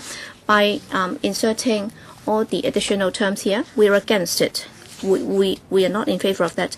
In fact, in the wake of the financial tsunami, there have been many court cases and client claims, and most of these would be focused on the OTC products marketed by the banks. In fact, for listed products in the Hong Kong X, they have not been involved, and therefore, in modifying the client agreement, well, there should not be an across-the-board requirement, well, for the client agreements and so on. I think they should remain unchanged. And thirdly, if we were to implement the proposal by the SFC, then we will have to renegotiate the client agreements with all our clients. Then administratively and technically, it's not feasible. And that would also mean that the SFC's day-to-day operation would also be seriously affected. And most importantly, for the suitability requirement to be included in the client agreement, well, that should have... Oh, and also, there should not be any terms that are in conflict with the Code of Conduct. I think this is rather ambiguous. And what's more important is your concern that the brokers will no longer be protected by the disclaimer, and that would give rise to many problems. Yes, the SFC is responsible for regulation, you're the regulator, but then we also have to develop the market. And even for account opening procedures, we're trying to streamline that. But then there is no absolute right or wrong. It's a balancing act. So would that be too cumbersome and harsh? And as a result, would that be stifling the development of the market? Well, after all, this is a balancing act. And these are two opposing requirements or demands. And we have to strike a balance. Finally, Ms. Yes, from the Lime Rock Institute. All right, I've been watching the developments since 2008. Well, basically, there are two products. One is the mini bonds, and then the accumulator. Well, first on accumulators, the original intention is that for some people they like to buy a stock, but then there isn't enough stock, and therefore when I buy a product, when it rises or when it reaches a certain price level, it's like Nobel inventing explosive. You would use less manpower when you try to build a bridge and open a tunnel. But then, of course, CITIC Pacific would be the first victim of this. So however hard you try to redefine it, CITIC Pacific would still be a professional investor. And then actually, for the trade involved in by CITIC Pacific, it managed to make a profit. Well, for retail investor or corporate investor, if you want to be a professional investor, you will have to have 44 transactions every year. And even myself, I do not have that many transactions because you would be losing out. So 44 transactions would be too many. And therefore, the policy intention is that the reason why we had the mini bond product, that's because the administration, including lawmakers, they supported the monetary authority, which give advice to the banks. Instead of just making interest income, you should be earning non-interest income. You should be making non-interest income. All right, if you're not able to charge anything for the ATM cards, then what can you do? You will have to sell products. So that is a derivative from that, because banks are very happy about this because the administration is imposing this on them.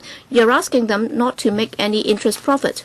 Well, other financial institutions and banks in other places are not like Hong Kong. In Hong Kong, say a bank would close down, and therefore bankers were reminded to be more careful.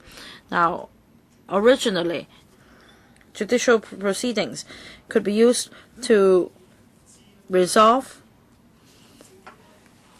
the problems. But then Donald Tsang came out, the executive said that compensation should be made. And that is why, that is because nobody knew what the asset amounted to. And when things went bust, when all the banks were required to take on all the burden, we had no idea how large the assets involved, how many products have been sold over the years. Now, from public administration's point of view, Mr. Shipton and Mr. Pohl, they don't want to use the car park exit because they will be blocked by protesters. That's if at that time during the mini bond incident they insisted not paying compensation, then that would be the end of it. Let them take to the street and see if compensation would be made. Lehman Brothers incident, would you call it risky? In fact, it wasn't risky. It was just like gambling in a casino. In fact, it was very safe. Well, no one expected the jockey club to close down even before the race began. The MPF is supported by members. The MPF contribution is supported by members. In fact, for mini bonds, well, there are requirements on Moody or Standard & Poor ratings, and even for Lehman Brothers, they got their ratings, and even you said it was safe. So as this saying in English goes, this is when we talk about the core values in Hong Kong. Don't be sore losers. We should have freedom in entering into contracts. This should not be our collective memory. I hope all members could pay attention to this. You should ask SFC why they need to impose such requirements. All the members, all the deputations have spoken. I will invite the representatives from the administration to respond to deputations' views, followed by questions from members. So, from SFC or FSTB first? Ms. Chair, would like to go first? Well, I want to emphasize that we're in the process of a public consultation. So, we may not have very specific reply to all the views expressed by deputations here, but may I invite the SFC colleagues to say something about their thoughts on this consultation exercise, so they can give a general reply, and then we can also hear from members. Thank you, Madam Chair. We wanted to first to thank the panel, industry bodies, community leaders, community organisations and members of the Legislative Council for their important comments today. As the Bureau has just mentioned, as the consultation is ongoing, we will most certainly take note of the submissions and we'll consider them as we finalise the consultation process. A number of important issues were raised today, including questions around the operational and logistical aspects of implementing the consultation proposals. And we very much welcome further submissions on this subject. A number of other points were made today, and I think it would be useful to summarise some of the background relating to some of the core themes. Firstly, in relation to the client agreements. It's important to note that the SFC has, under the Code of Conduct, an ability to prescribe the minimum content of client agreements. This is an existing and a long-standing position. When we made the proposals under the consultation in relation to the client agreements, we observed that some intermediaries included clauses in the client agreements or sought declarations or acknowledgements signed by clients that were designed to restrict a client's ability to seek compensation by misdescribing the actual services provided. Moreover, some intermediaries designed client agreements to expressly exclude obligations which mirror their code obligations. The SFC considered this to be contrary to the general principle to act honestly, fairly, and in the best interests of clients and the integrity of the market. This was the intent behind the proposal in the consultation. Moreover, we concluded that whilst the suitability requirement is a key investor protection measure, the requirement is regulatory in nature, so that even though a breach may enable the SFC to take disciplinary action against an intermediary, the SFC cannot require the intermediary to pay compensation to aggrieved clients, nor do such breaches of themselves enable the clients of an intermediary to claim compensation.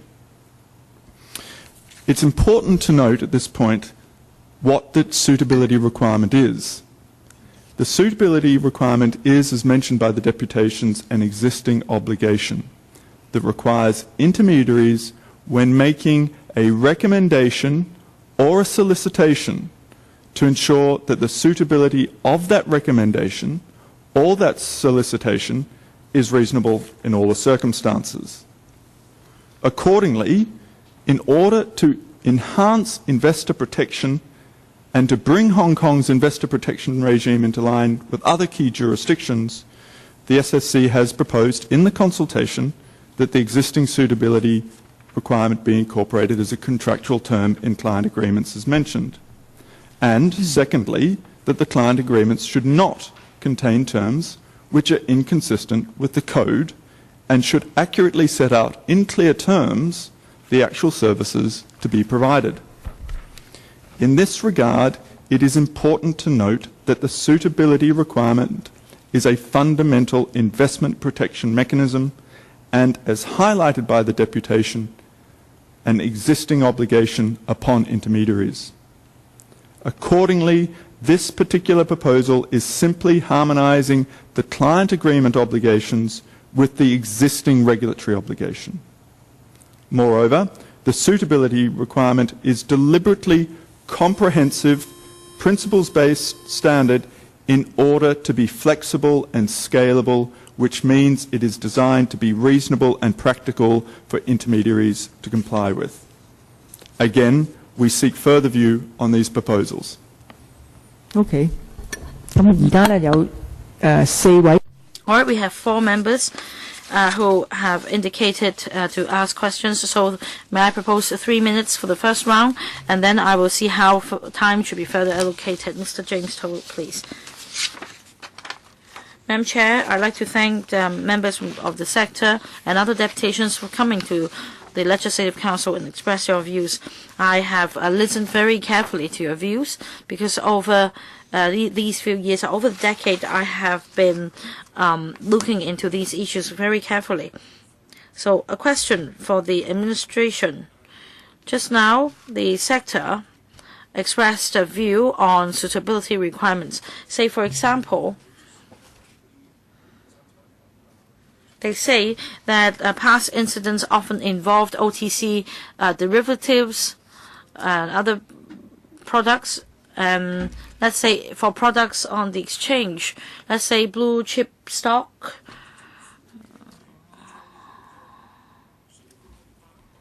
If the suitability requirement is imposed on these products, or let's say constituent stocks of the Hang Seng Index,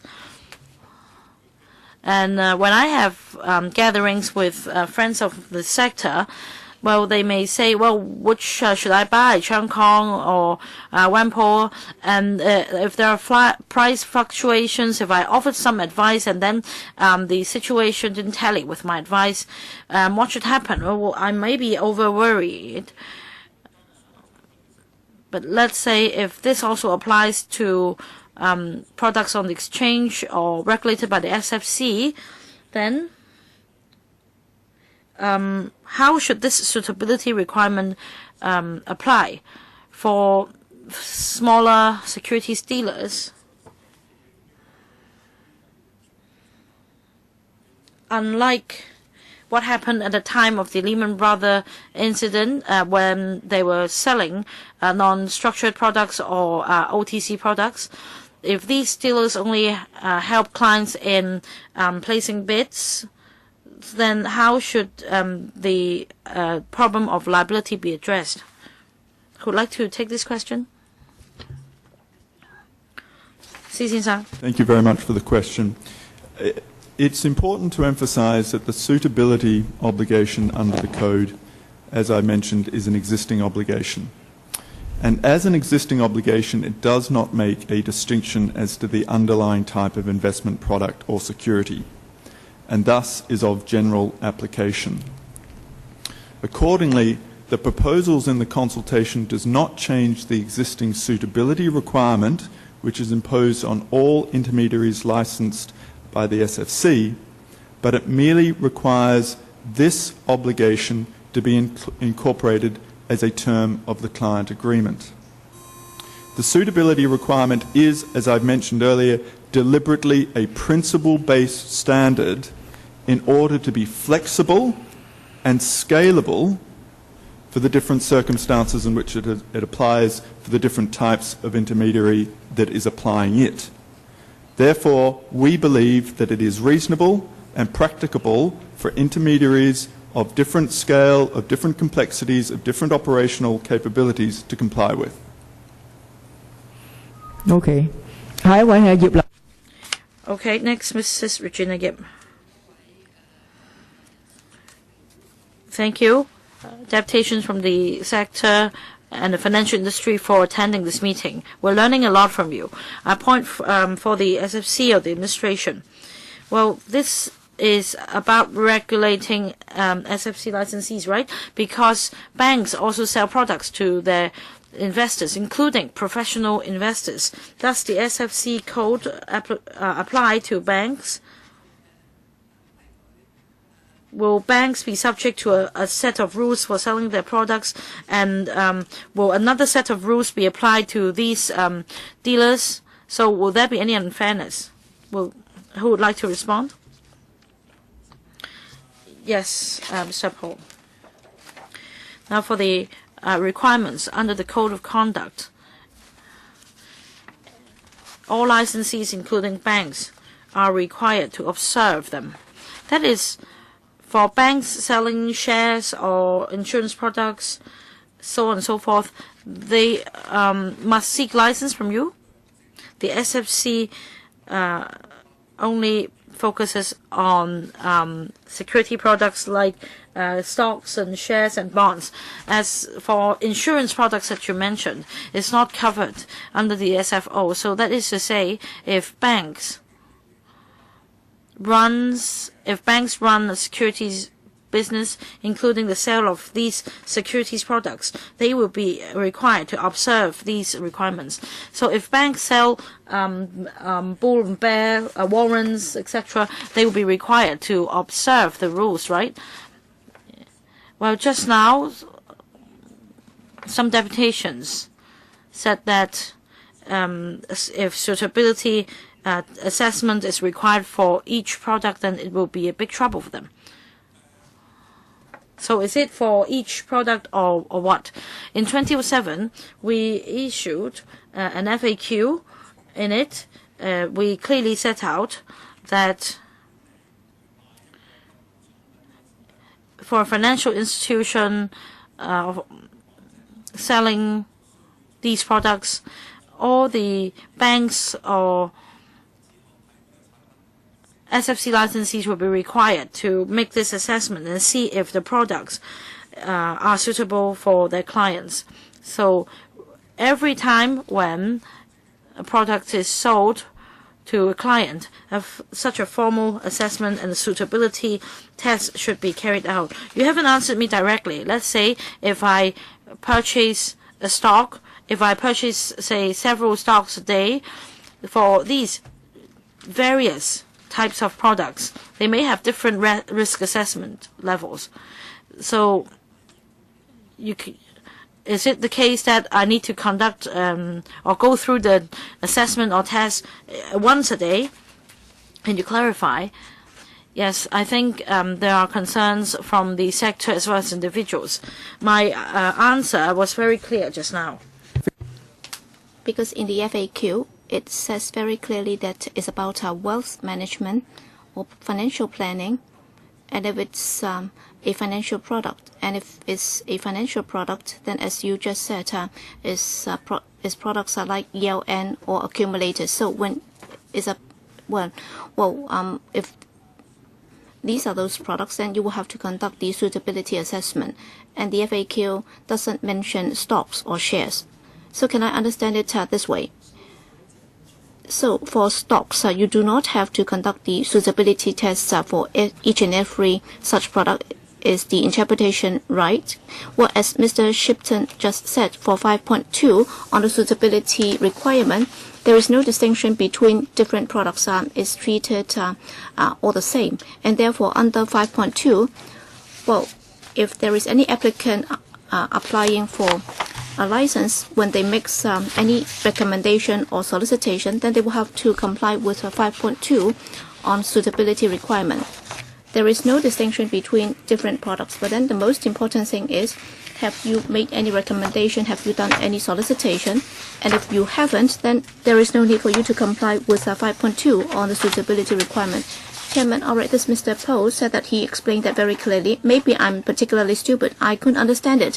So what I'd like to know is, for example, if I buy 10 constituent stocks of the Hong Kong index, and if I buy that if I buy one every day, does that mean that I will have to go through this test every time when I buy a stock?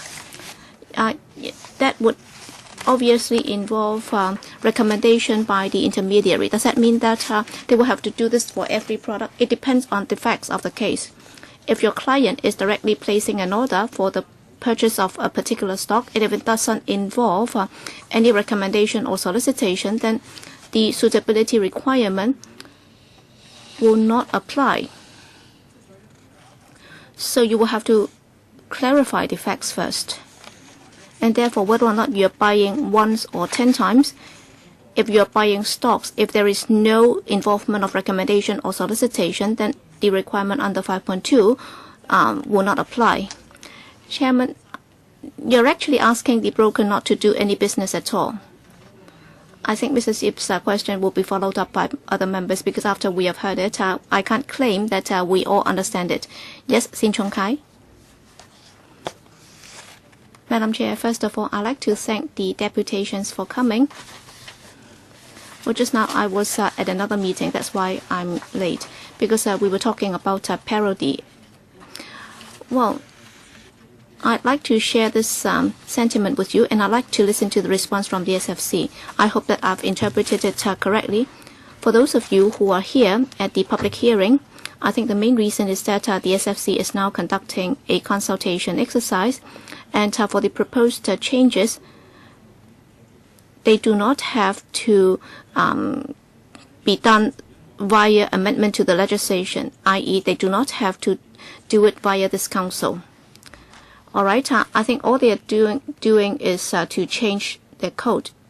I hope my interpretation is correct. All right, this is already the second time within this session where there are some controversy triggered by the SFC, and as a result we have to hold a public hearing. It doesn't involve any legislative amendments or legislative proposals.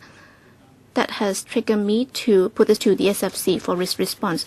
Is it that with regard to the communication between the SFC and the industry, there has not been adequate communication? Is it that the existing communication channels have not been very effective, and therefore the profession is of the view that they're actually talking to the wall?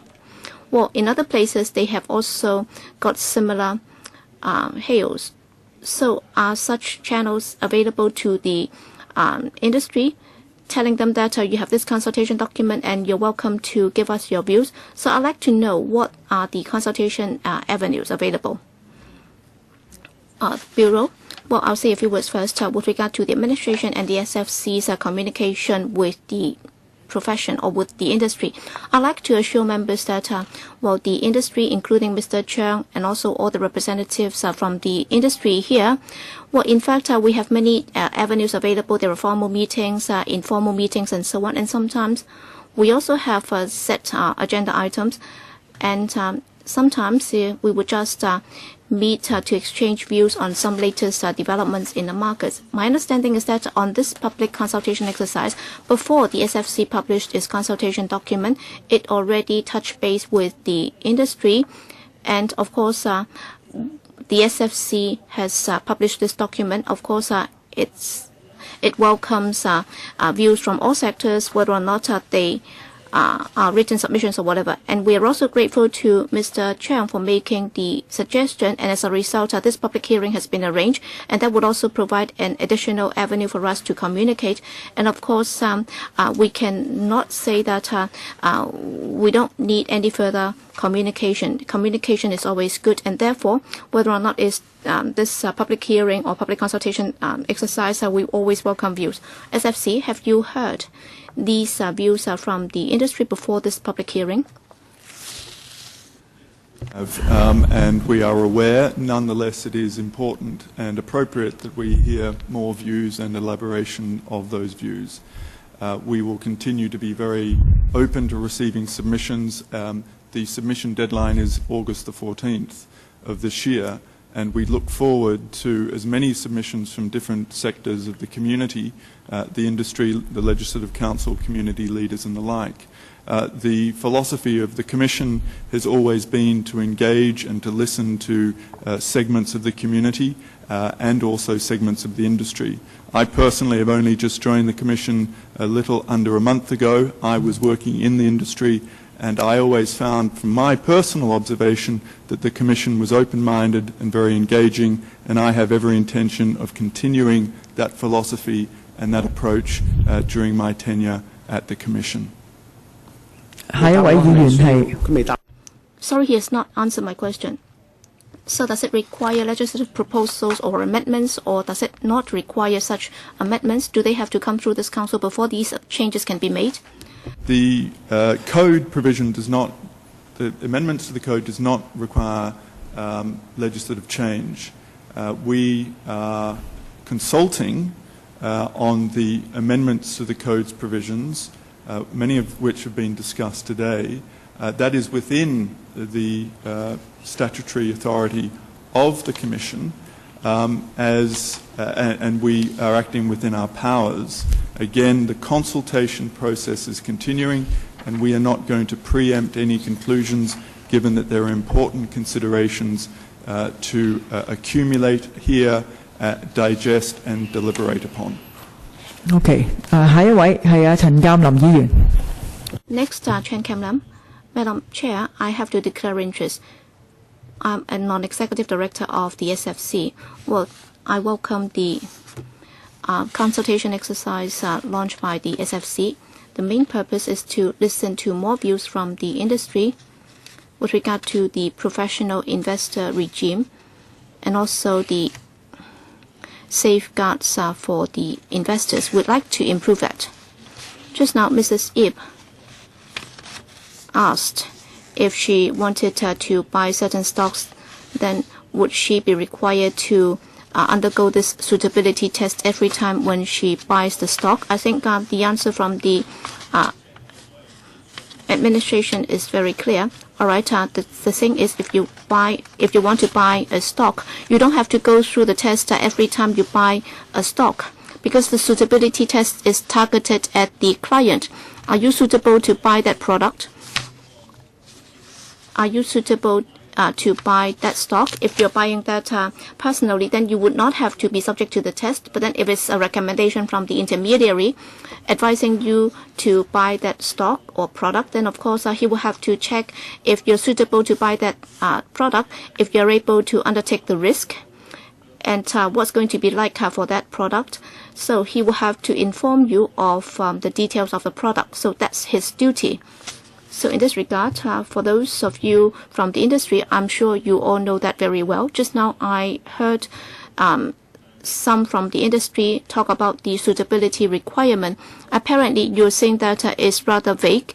Well, that's why you have some comments about that. So I'd like to know more specifically as to what you think are not clear enough. Because in the Code of Conduct, I think it's spelled out very clearly. There are very clear requirements. There are several steps that you will have to follow.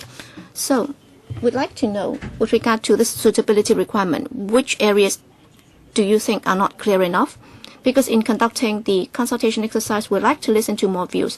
And if indeed we find that in terms of the suitability requirement, there are certain areas that are not strict enough, or if they are too rigid, or if they are too lax, then of course we can do something about it. We can make some adjustments to that. Thank you. All right, who would like to respond to the question raised by Mr. Chen? Mr. Sun? Well, on the suitability requirement, I think the biggest worry is that well, for financial products, actually they change day in, day out. And if they want to circumvent the rules imposed by the SFC, they will try to make some modification, and then they'll be able to launch some new products. And if you say that there is a product where there are 7 listed companies in the US with a credit rating, and also if this also linked to a particular index, and if there is also a state credit rating, then would that be regarded as a new product? Do they have to ask the question again? And well, sometimes the intermediary would not just be making the recommendation, they would also be receiving orders and so on in the end. And if these clients are able to access such products, then they can, of course, leave Hong Kong and go elsewhere. And that's why we do not have any overseas investors here, because they are very mobile and they can always go to another market. That's why we have not heard from them that they have any complaints or worries and so on. And therefore, if we want to sanitize the market so that there would not be any risk at all, then yes, that might be possible. But then in the end, nobody would be interested, and some of these activities will go underground eventually. That's my comment. All right. Any further comments from the industry? You're Mr. Lee. Please be brief. All right, on the suitability requirement, the definition, which part is not clear? Well, on the suitability requirement, I'd just like to say that the SFC is now requiring that the suitability requirement be incorporated in the client agreement. Well, when it comes to suitability tests, well, many of us are doing that. We have to analyze the risk portfolio of the client to see if it's suitable to buy that product. But then we do have this reservation about incorporating that in a client agreement, because the SFC should be doing its job. That is, it will have to understand the industry if it has done its job. But then if it's to be included in a client agreement, then the dispute would be placed on the client and the broker. And if the broker has any problem, then through this agreement, the broker would be engaged or involved in a litigation with the client. So, well, instead of having the regulator taking up the duty, it would be passed on to the client and the broker. Next, Mr. Christopher Cheung. Thank you, Madam Chair. First of all, I have to declare interest. I'm a broker. I'm a securities broker. Well, just now, I heard from Mr. Lam that if we do not know the suitability test, we can raise that. And then we can take it up with Mr. Chen. Sorry, I call you by the wrong name. It's Mr. Chen, all right?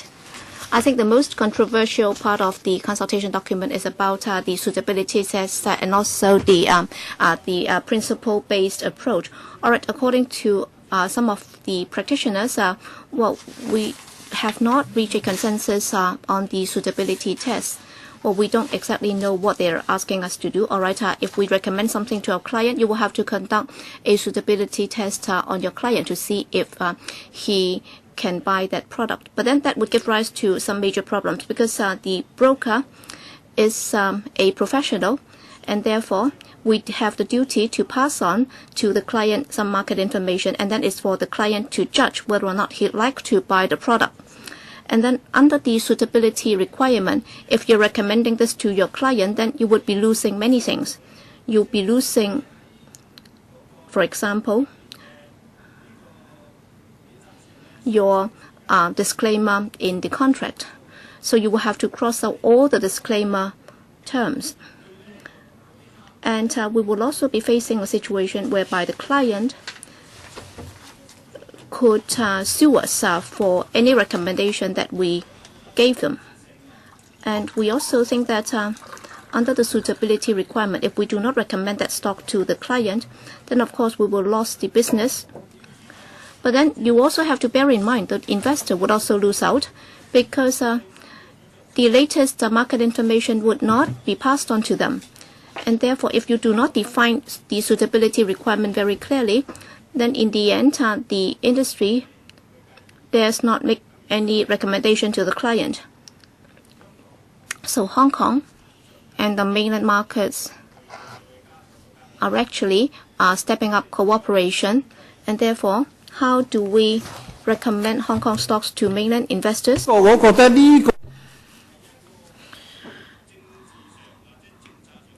I think this is a political flaw or a policy error. Can we only encourage investors to buy unit trusts? Can they be only suitable for these products? Because once we recommend the product, we need to be fully responsible. If anything should happen to an investor, we will be held legally liable. We may be sought after for compensation. So Of course, if anything happens, the SFC will punish us on the basis of the code of conduct. But the SFC is responsible for initiating prosecution, conducting investigation, as well as passing penalties. For securities dealers, we are also investors. Shouldn't we deserve some degree of protection as well? So for suitability requirement, if security dealers only recommend SFC products, I don't think the suitability requirement should apply, because all along we haven't seen any major problems. Even during the economic or the financial tsunami, there was no litigation arising between securities dealers and investors. Only after this Lehman Brothers incident have we heard voice from the community that there should be more protection for investors. The SFC should not take a broad brush approach. For derivatives and OTC products, we're not against stepping up regulation, whereas for established an effective mechanism involving SFC products or SFC regulated products, I think we are already doing our best. You should not step up or further tighten the regulation, or you will stifle all the securities dealers. Recently, a dealer has been, which was established 40 years ago, had to close down yesterday. It's not a matter of losing out in the competition according to FSTB, it's a matter of survival of the fittest. But I don't think so. It's a policy error. It's an error on the part of the administration. So, in the interest of Hong Kong, in the interest of the financial services industry, and in the interest of the stability of the society, you should consider the room for survival for securities dealers. Now, on suitability requirements, they're saying whether they should apply only to OTC derivatives products and not to SFC regulated products. Well, these are the suggestions from some of the deputations just now. Are you considering this view?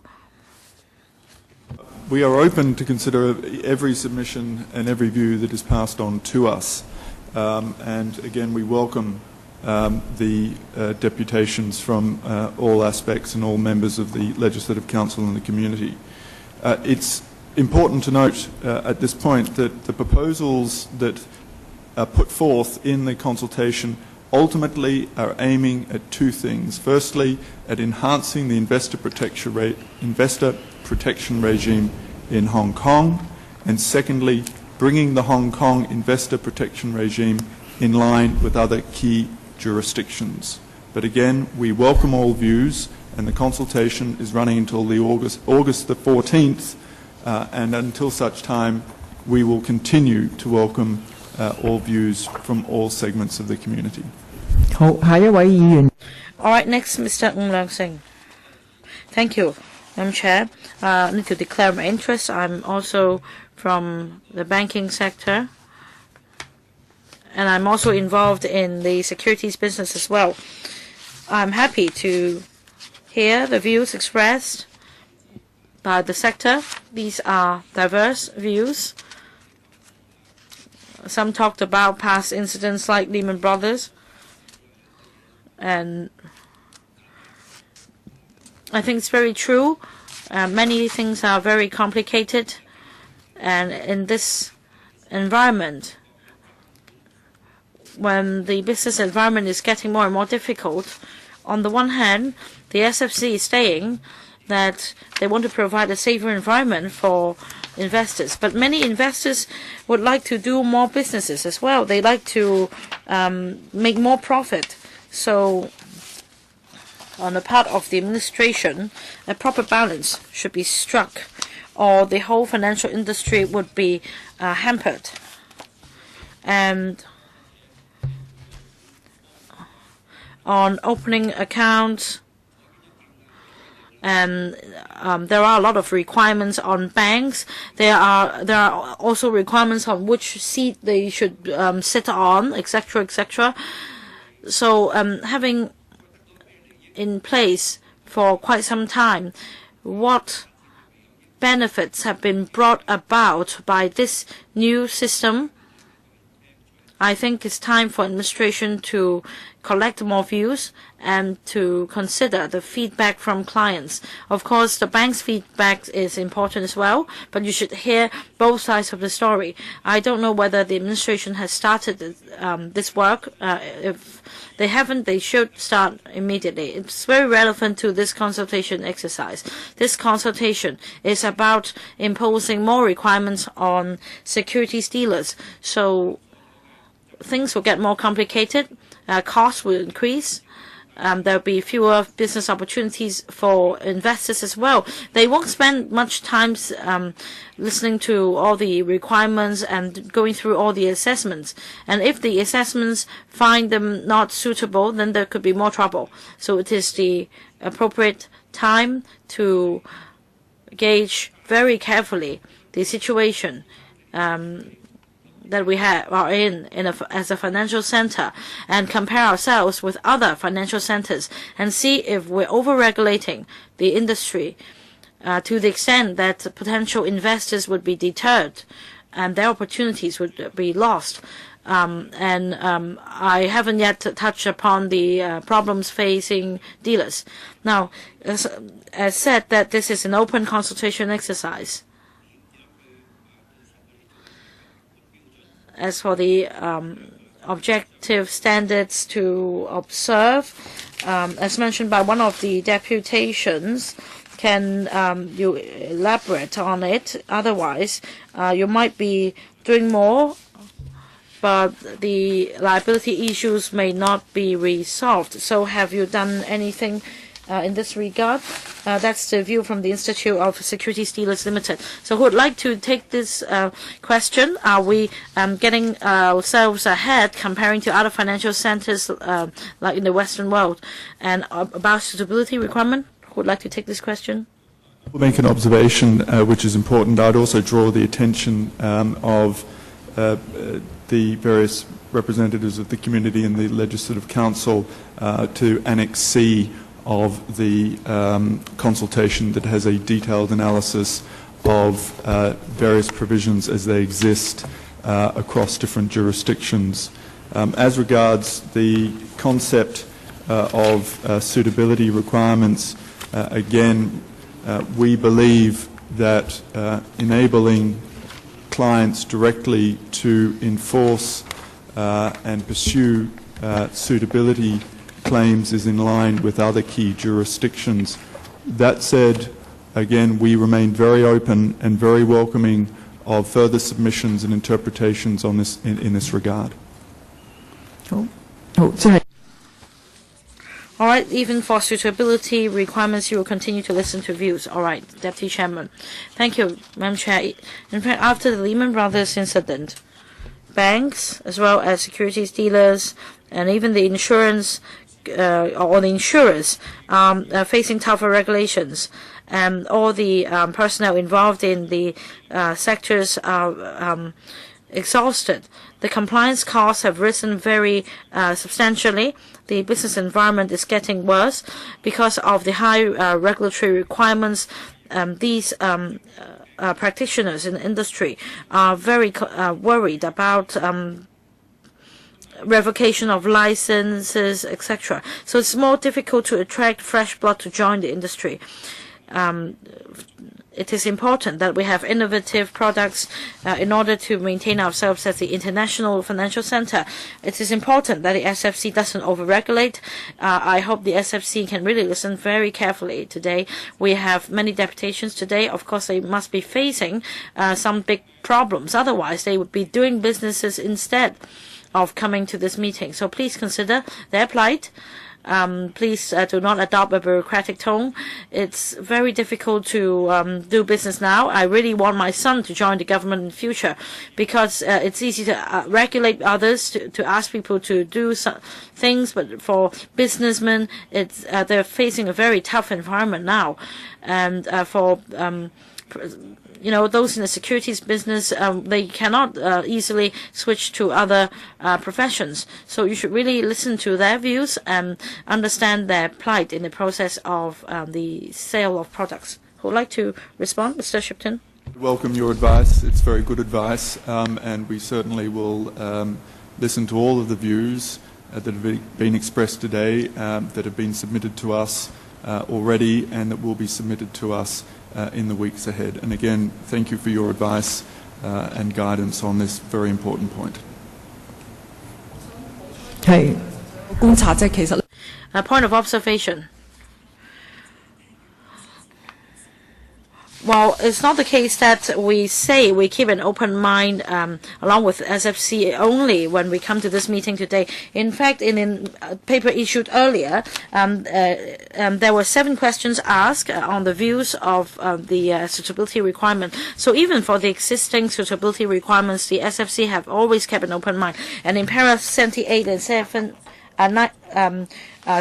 in 2 paragraphs in the paper, it also mentioned that at the same time, suitability requirements should be imposed. There should not be extra pressure on securities or intermediaries. And there is also a point on striking a proper balance. So it's not the case that we have not given it any thought beforehand. The SFC does understand very well the rise in compliance costs and the increased consumer or investors protection and how this balance should be struck. All along, all these years we have been paying attention to these matters, and that is why for deputations would like you to share with us your experience when you contact clients on a day-to-day basis. Who would like to speak on this topic for the first round? If not, then it's my turn. I'd like to know about the procedure. Now, it's still in the consultation period, which will end in August. And just now a member asked, and you replied that you could change the code of conduct without coming back to LegCo. So when are you going to announce the result of the consultation? You said that you would keep an open mind. Just now, you said that you would not, bully the intermediaries. So what about the timetable? It's their concern, and Mr. Zhang time and again reminded me that before the end of this session, we must hold a public hearing because he's concerned that after recess, all the measures would be rolled out. So I need to reassure everyone. I would like you to clarify the procedure, please. We have to receive all of the submissions, and of course, depending on how many submissions we get, it will determine the length of work that will be required. So it is difficult to say with any degree of precision right now how long it will take for a consultation conclusion to be reached. But we will maintain a dialogue with the Bureau, with the Legislative Council and the panel and industry participants as we proceed through the consultation process. And I think at this point in time, that's probably the only guidance we can give. Again, it all depends on the complexity, length and number of submissions that we receive. As mentioned before, we hope to receive many submissions.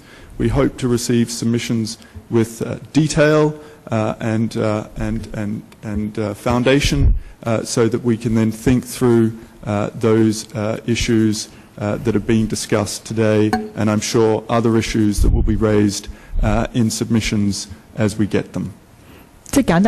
So in short, definitely not towards the end of September or October when the Council resumes. So this amendment will not be implemented at that time. Is it the case? Could you...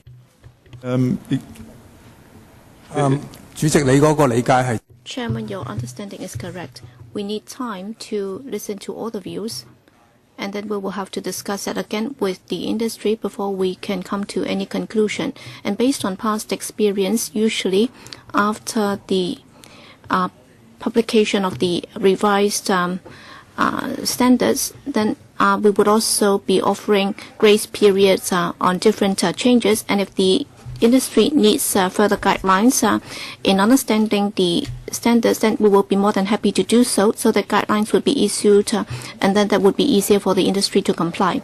All right, 2 members would like to speak in the second round. I understand that some participants would like to give further views. I'll give you further chance next time, later. Mr. James Toast, 3 minutes, please. Yes, I'd like the deputations to tell us more, in particular Mr. Edward Lee from the Chinese Securities Association of Hong Kong, because in fact the suitability test is already in a code. It already applies to the regulatory framework, including the monitoring of stocks brokers. And just now, many colleagues of you said that all along it's not been a problem at all.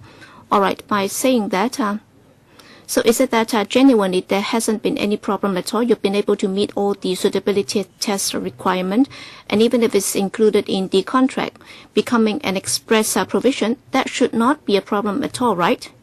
That's the argument. Is that right? But then if it's not true, if it's not the case, because your duty is that you would be regulated by the SFC, and if there is anything untoward happens, then the SFC will investigate. And if you have not discharged your duty, then under the current law, the SFC cannot impose any sanction on you. And if the client cannot go after you on the express term, then there would not be any protection for the investor. So just now, many colleagues have said that, well, at present it's working well. Why do we have to include that in the contract? So according to your understanding, which is right? Which picture is right? Who is to answer this question? Mr. Lee? Sorry? You are Mr. Chiang. Mr. Chiang raised his hand, and then Mr. Lee. Mr. Chiang raised his hand for a long time. Well, my interpretation is that the biggest difference is, at present we have the suitability clause for ordinary or general investor or client, and if it's to be included in the new code, that would mean that for individual professional investor, he would also have to go through this suitability test. Because for individual professional investor, there is an exemption right now. That's why this is the biggest change. And this would also apply to the transaction. That would also become a big hurdle. As some have said just now, within a very short space of time, let's say if there is a private placement, and if the placement takes place after the close of the close of play on a particular date, then that will have to be done very quickly. Usually this is for the professional investor, and if it's an individual professional investor, and if you have to do the test, then in terms of fundraising in Hong Kong, that would have a lot of impact. Mr. Lee, would you like to supplement? Yes. Well, what's the problem? If it's to be included in the client agreement. All right, a client agreement is a contract, and therefore the terms should be certain. In other words, you should know what kind of services I'm providing to you, and you would also have to follow certain rules. But then by the suitability requirement, it means that whether or not a client should be buying certain investment products, you will have to conduct certain assessment on him, and this assessment means that the broker or the bank concerned might think that, all right, I've already done this assessment, is already adequate. But then after the investor has incurred losses, he would think that the assessment has not been adequate. And if it's included in the client agreement, then the client can always take the matter to the court, and that would give rise to a lot of litigation or court cases.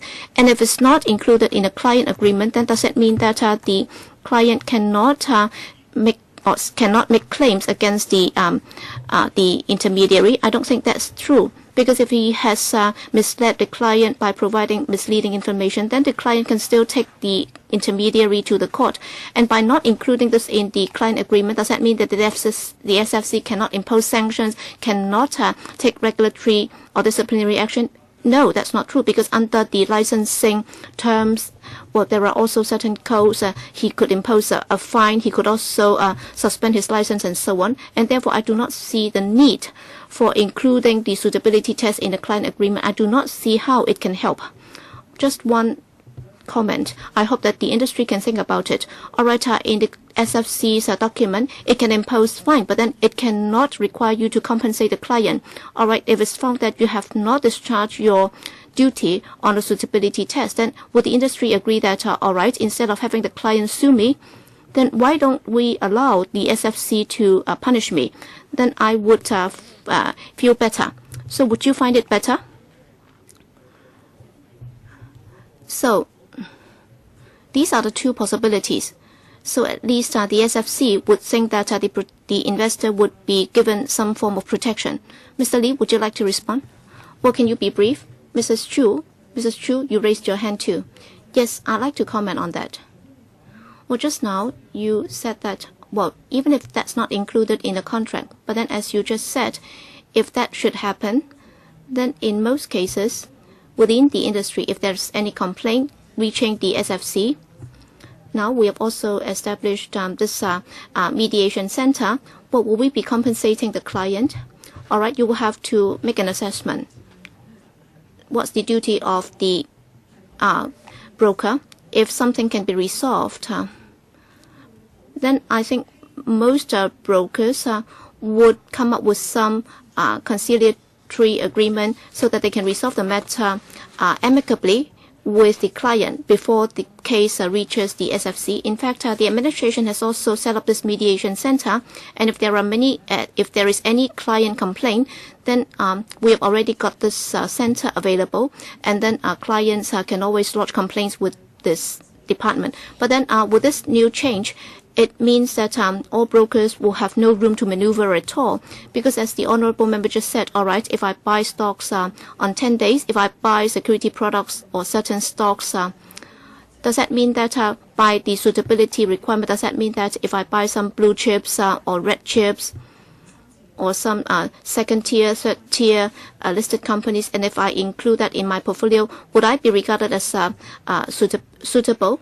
If I've included that, if I am giving him a margin, then and if I regard him as a suitable client, then in many cases we have had precedent cases whereby the clients would be selective in choosing what's to their advantage, and therefore we have to respect the well-established system worldwide. If you buy stocks and if you have to conduct suitability tests on each and every transaction, on each and every client, all right, you're talking about different products, and you're asking the intermediary, we are licensees.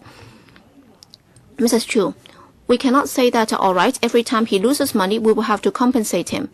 All right, what if you win? What if you make a profit? That's not fair. This is not a fair transaction. I think your argument is very clear, Mrs. Chu. I'll have to give the floor to another member.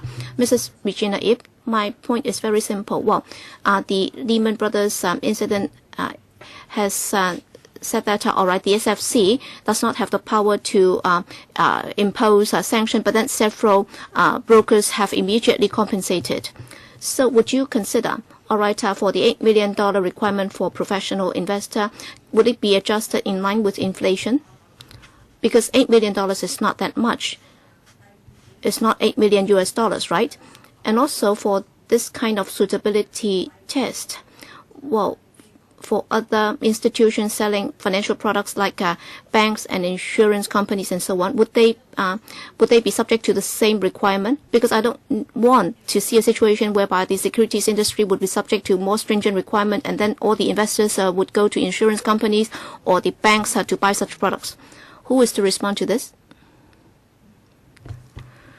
The question of insurance products is outside the scope of the consultation, but it is something that is important to note, but it's outside the purposes of the consultation. As regards level playing field, when it comes to the suitability obligation across the securities market, then the intention is to have a level playing field, and hence why the suitability obligation is deliberately designed to be flexible, principles-based and scalable depending on the different circumstances in which it's applied. And it's scalable and flexible and principles-based for a reason, because of the huge array of different facts and circumstances that exist in the securities industry at point of sale in the client relationship. I think it's also worth noting, again, when we talk about the suitability obligation, that it is triggered when there's a recommendation or a solicitation. That's an important point to note. It's also important to note that the suitability obligation under the code, which is provision 5.2, goes on and says that it has to be it has to be reasonable in all the circumstances. And again, that wording is deliberate to account for the various different circumstances that exist in the securities industry at this point in time. It has been noted by honourable members and by the important deputations today that we live in a very fast evolving securities industry and economy. Therefore, having a principles-based, flexible and scalable rule is very important. The other point to note in the discussion in and around the extension of the suitability obligation to client contracts is that a number of court cases which are referenced in the consultation under paragraphs 112 and 113 highlight the difficulty of investors making claims outside of the precise wording of the existing client agreement. And I would ask interested parties to take a look at those paragraphs and indeed the cases that are referred to in those paragraphs. About the 8 million requirement, that is about the definition of professional investor. What is your conclusion? Have you decided yet, or is it still in the process of consultation? Thank you for reminding on that part. Yes, that is a key question that is being asked in the consultation, and we are seeking views as a part of the consultation on whether the monetary threshold is suitable under the circumstances. And there were points made by the deputations today, which we will take note of, and the points that you mentioned in and around inflation, we are also taking note of, and we are looking forward to further views on this important question. Next, Christopher Chang. I'd just like to explain on the point made by Mr. James To just now. He referred to this point. I think what he meant was, all right, given the fact that at present they are already required to comply with the SFO, they have already done what you require of them, that is, you know your client. That is, you have to know your client. Why is it that they don't like it to be included in a client agreement? Well, he doesn't understand this. Number one, a contract is a contract.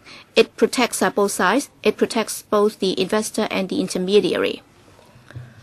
If you put this to the SFC, all right, for those being reprimanded by the SFC, most of these technical errors, have anyone been reprimanded by the SFC because of misconduct resulting in the client not being able to seek compensation? Has there been any such incident? As far as I'm aware, none whatsoever. So Mr. James To's concern is not founded. And we are professionals, and our reputation is everything. Is more important than the fine that can be imposed. And if the SFC is of the view that, all right, we have breached the rules and there are irregularities, then the punishment would not be as simple as that. All right, the punishment would be a lot more hefty than the monetary fine that can be imposed on us. And therefore, Mr. James To needs not worry. Our concern is that if this is in the code of conduct, someone will make use of this loophole. They will be sore losers, and this is our concern. Many new clients are in fact mainland investors. Now, in relation to the SFC's rules and regulations and the spirit of the law, they are not very familiar with them, and we are concerned about that. And I want to emphasize that for contracts there is mutual protection for both parties. So even if it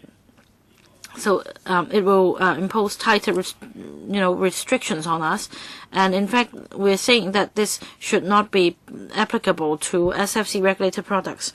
You're not inviting the administration to respond, you're just responding to Mr. To's point, right? And some deputations would like to speak before the meeting adjourns. I can only give you half a minute because I need to observe the time. Mr. Lui. Sorry, speaker's not coming through. Would the staff please turn on the microphone for Mr. Lui Chi-Wah? Well, we're assuming the same thing. We're assuming that our investors are sore losers, so that only investors get the protection but not dealers. In fact, in 2008, during the financial tsunami, we received many complaints from victims. Many victims were only received education up to primary level. They never subscribed any ELN or accumulator, so on and so forth. They were actually illiterate, and some intermediaries introduced these products to them and explained to them that they would get an interest of 20 or 30%. And then the problem arose, and we're trying to amend the professional investor regime so that we have at least some protection for these genuine victims. You should not just point fingers at them and say that they don't deserve protection because they are the well-off. Okay, who else have risen? Who else have raised your hands? Mr. Lee and Mr. Sun. Mr. Gilbert Lee. 1 minute.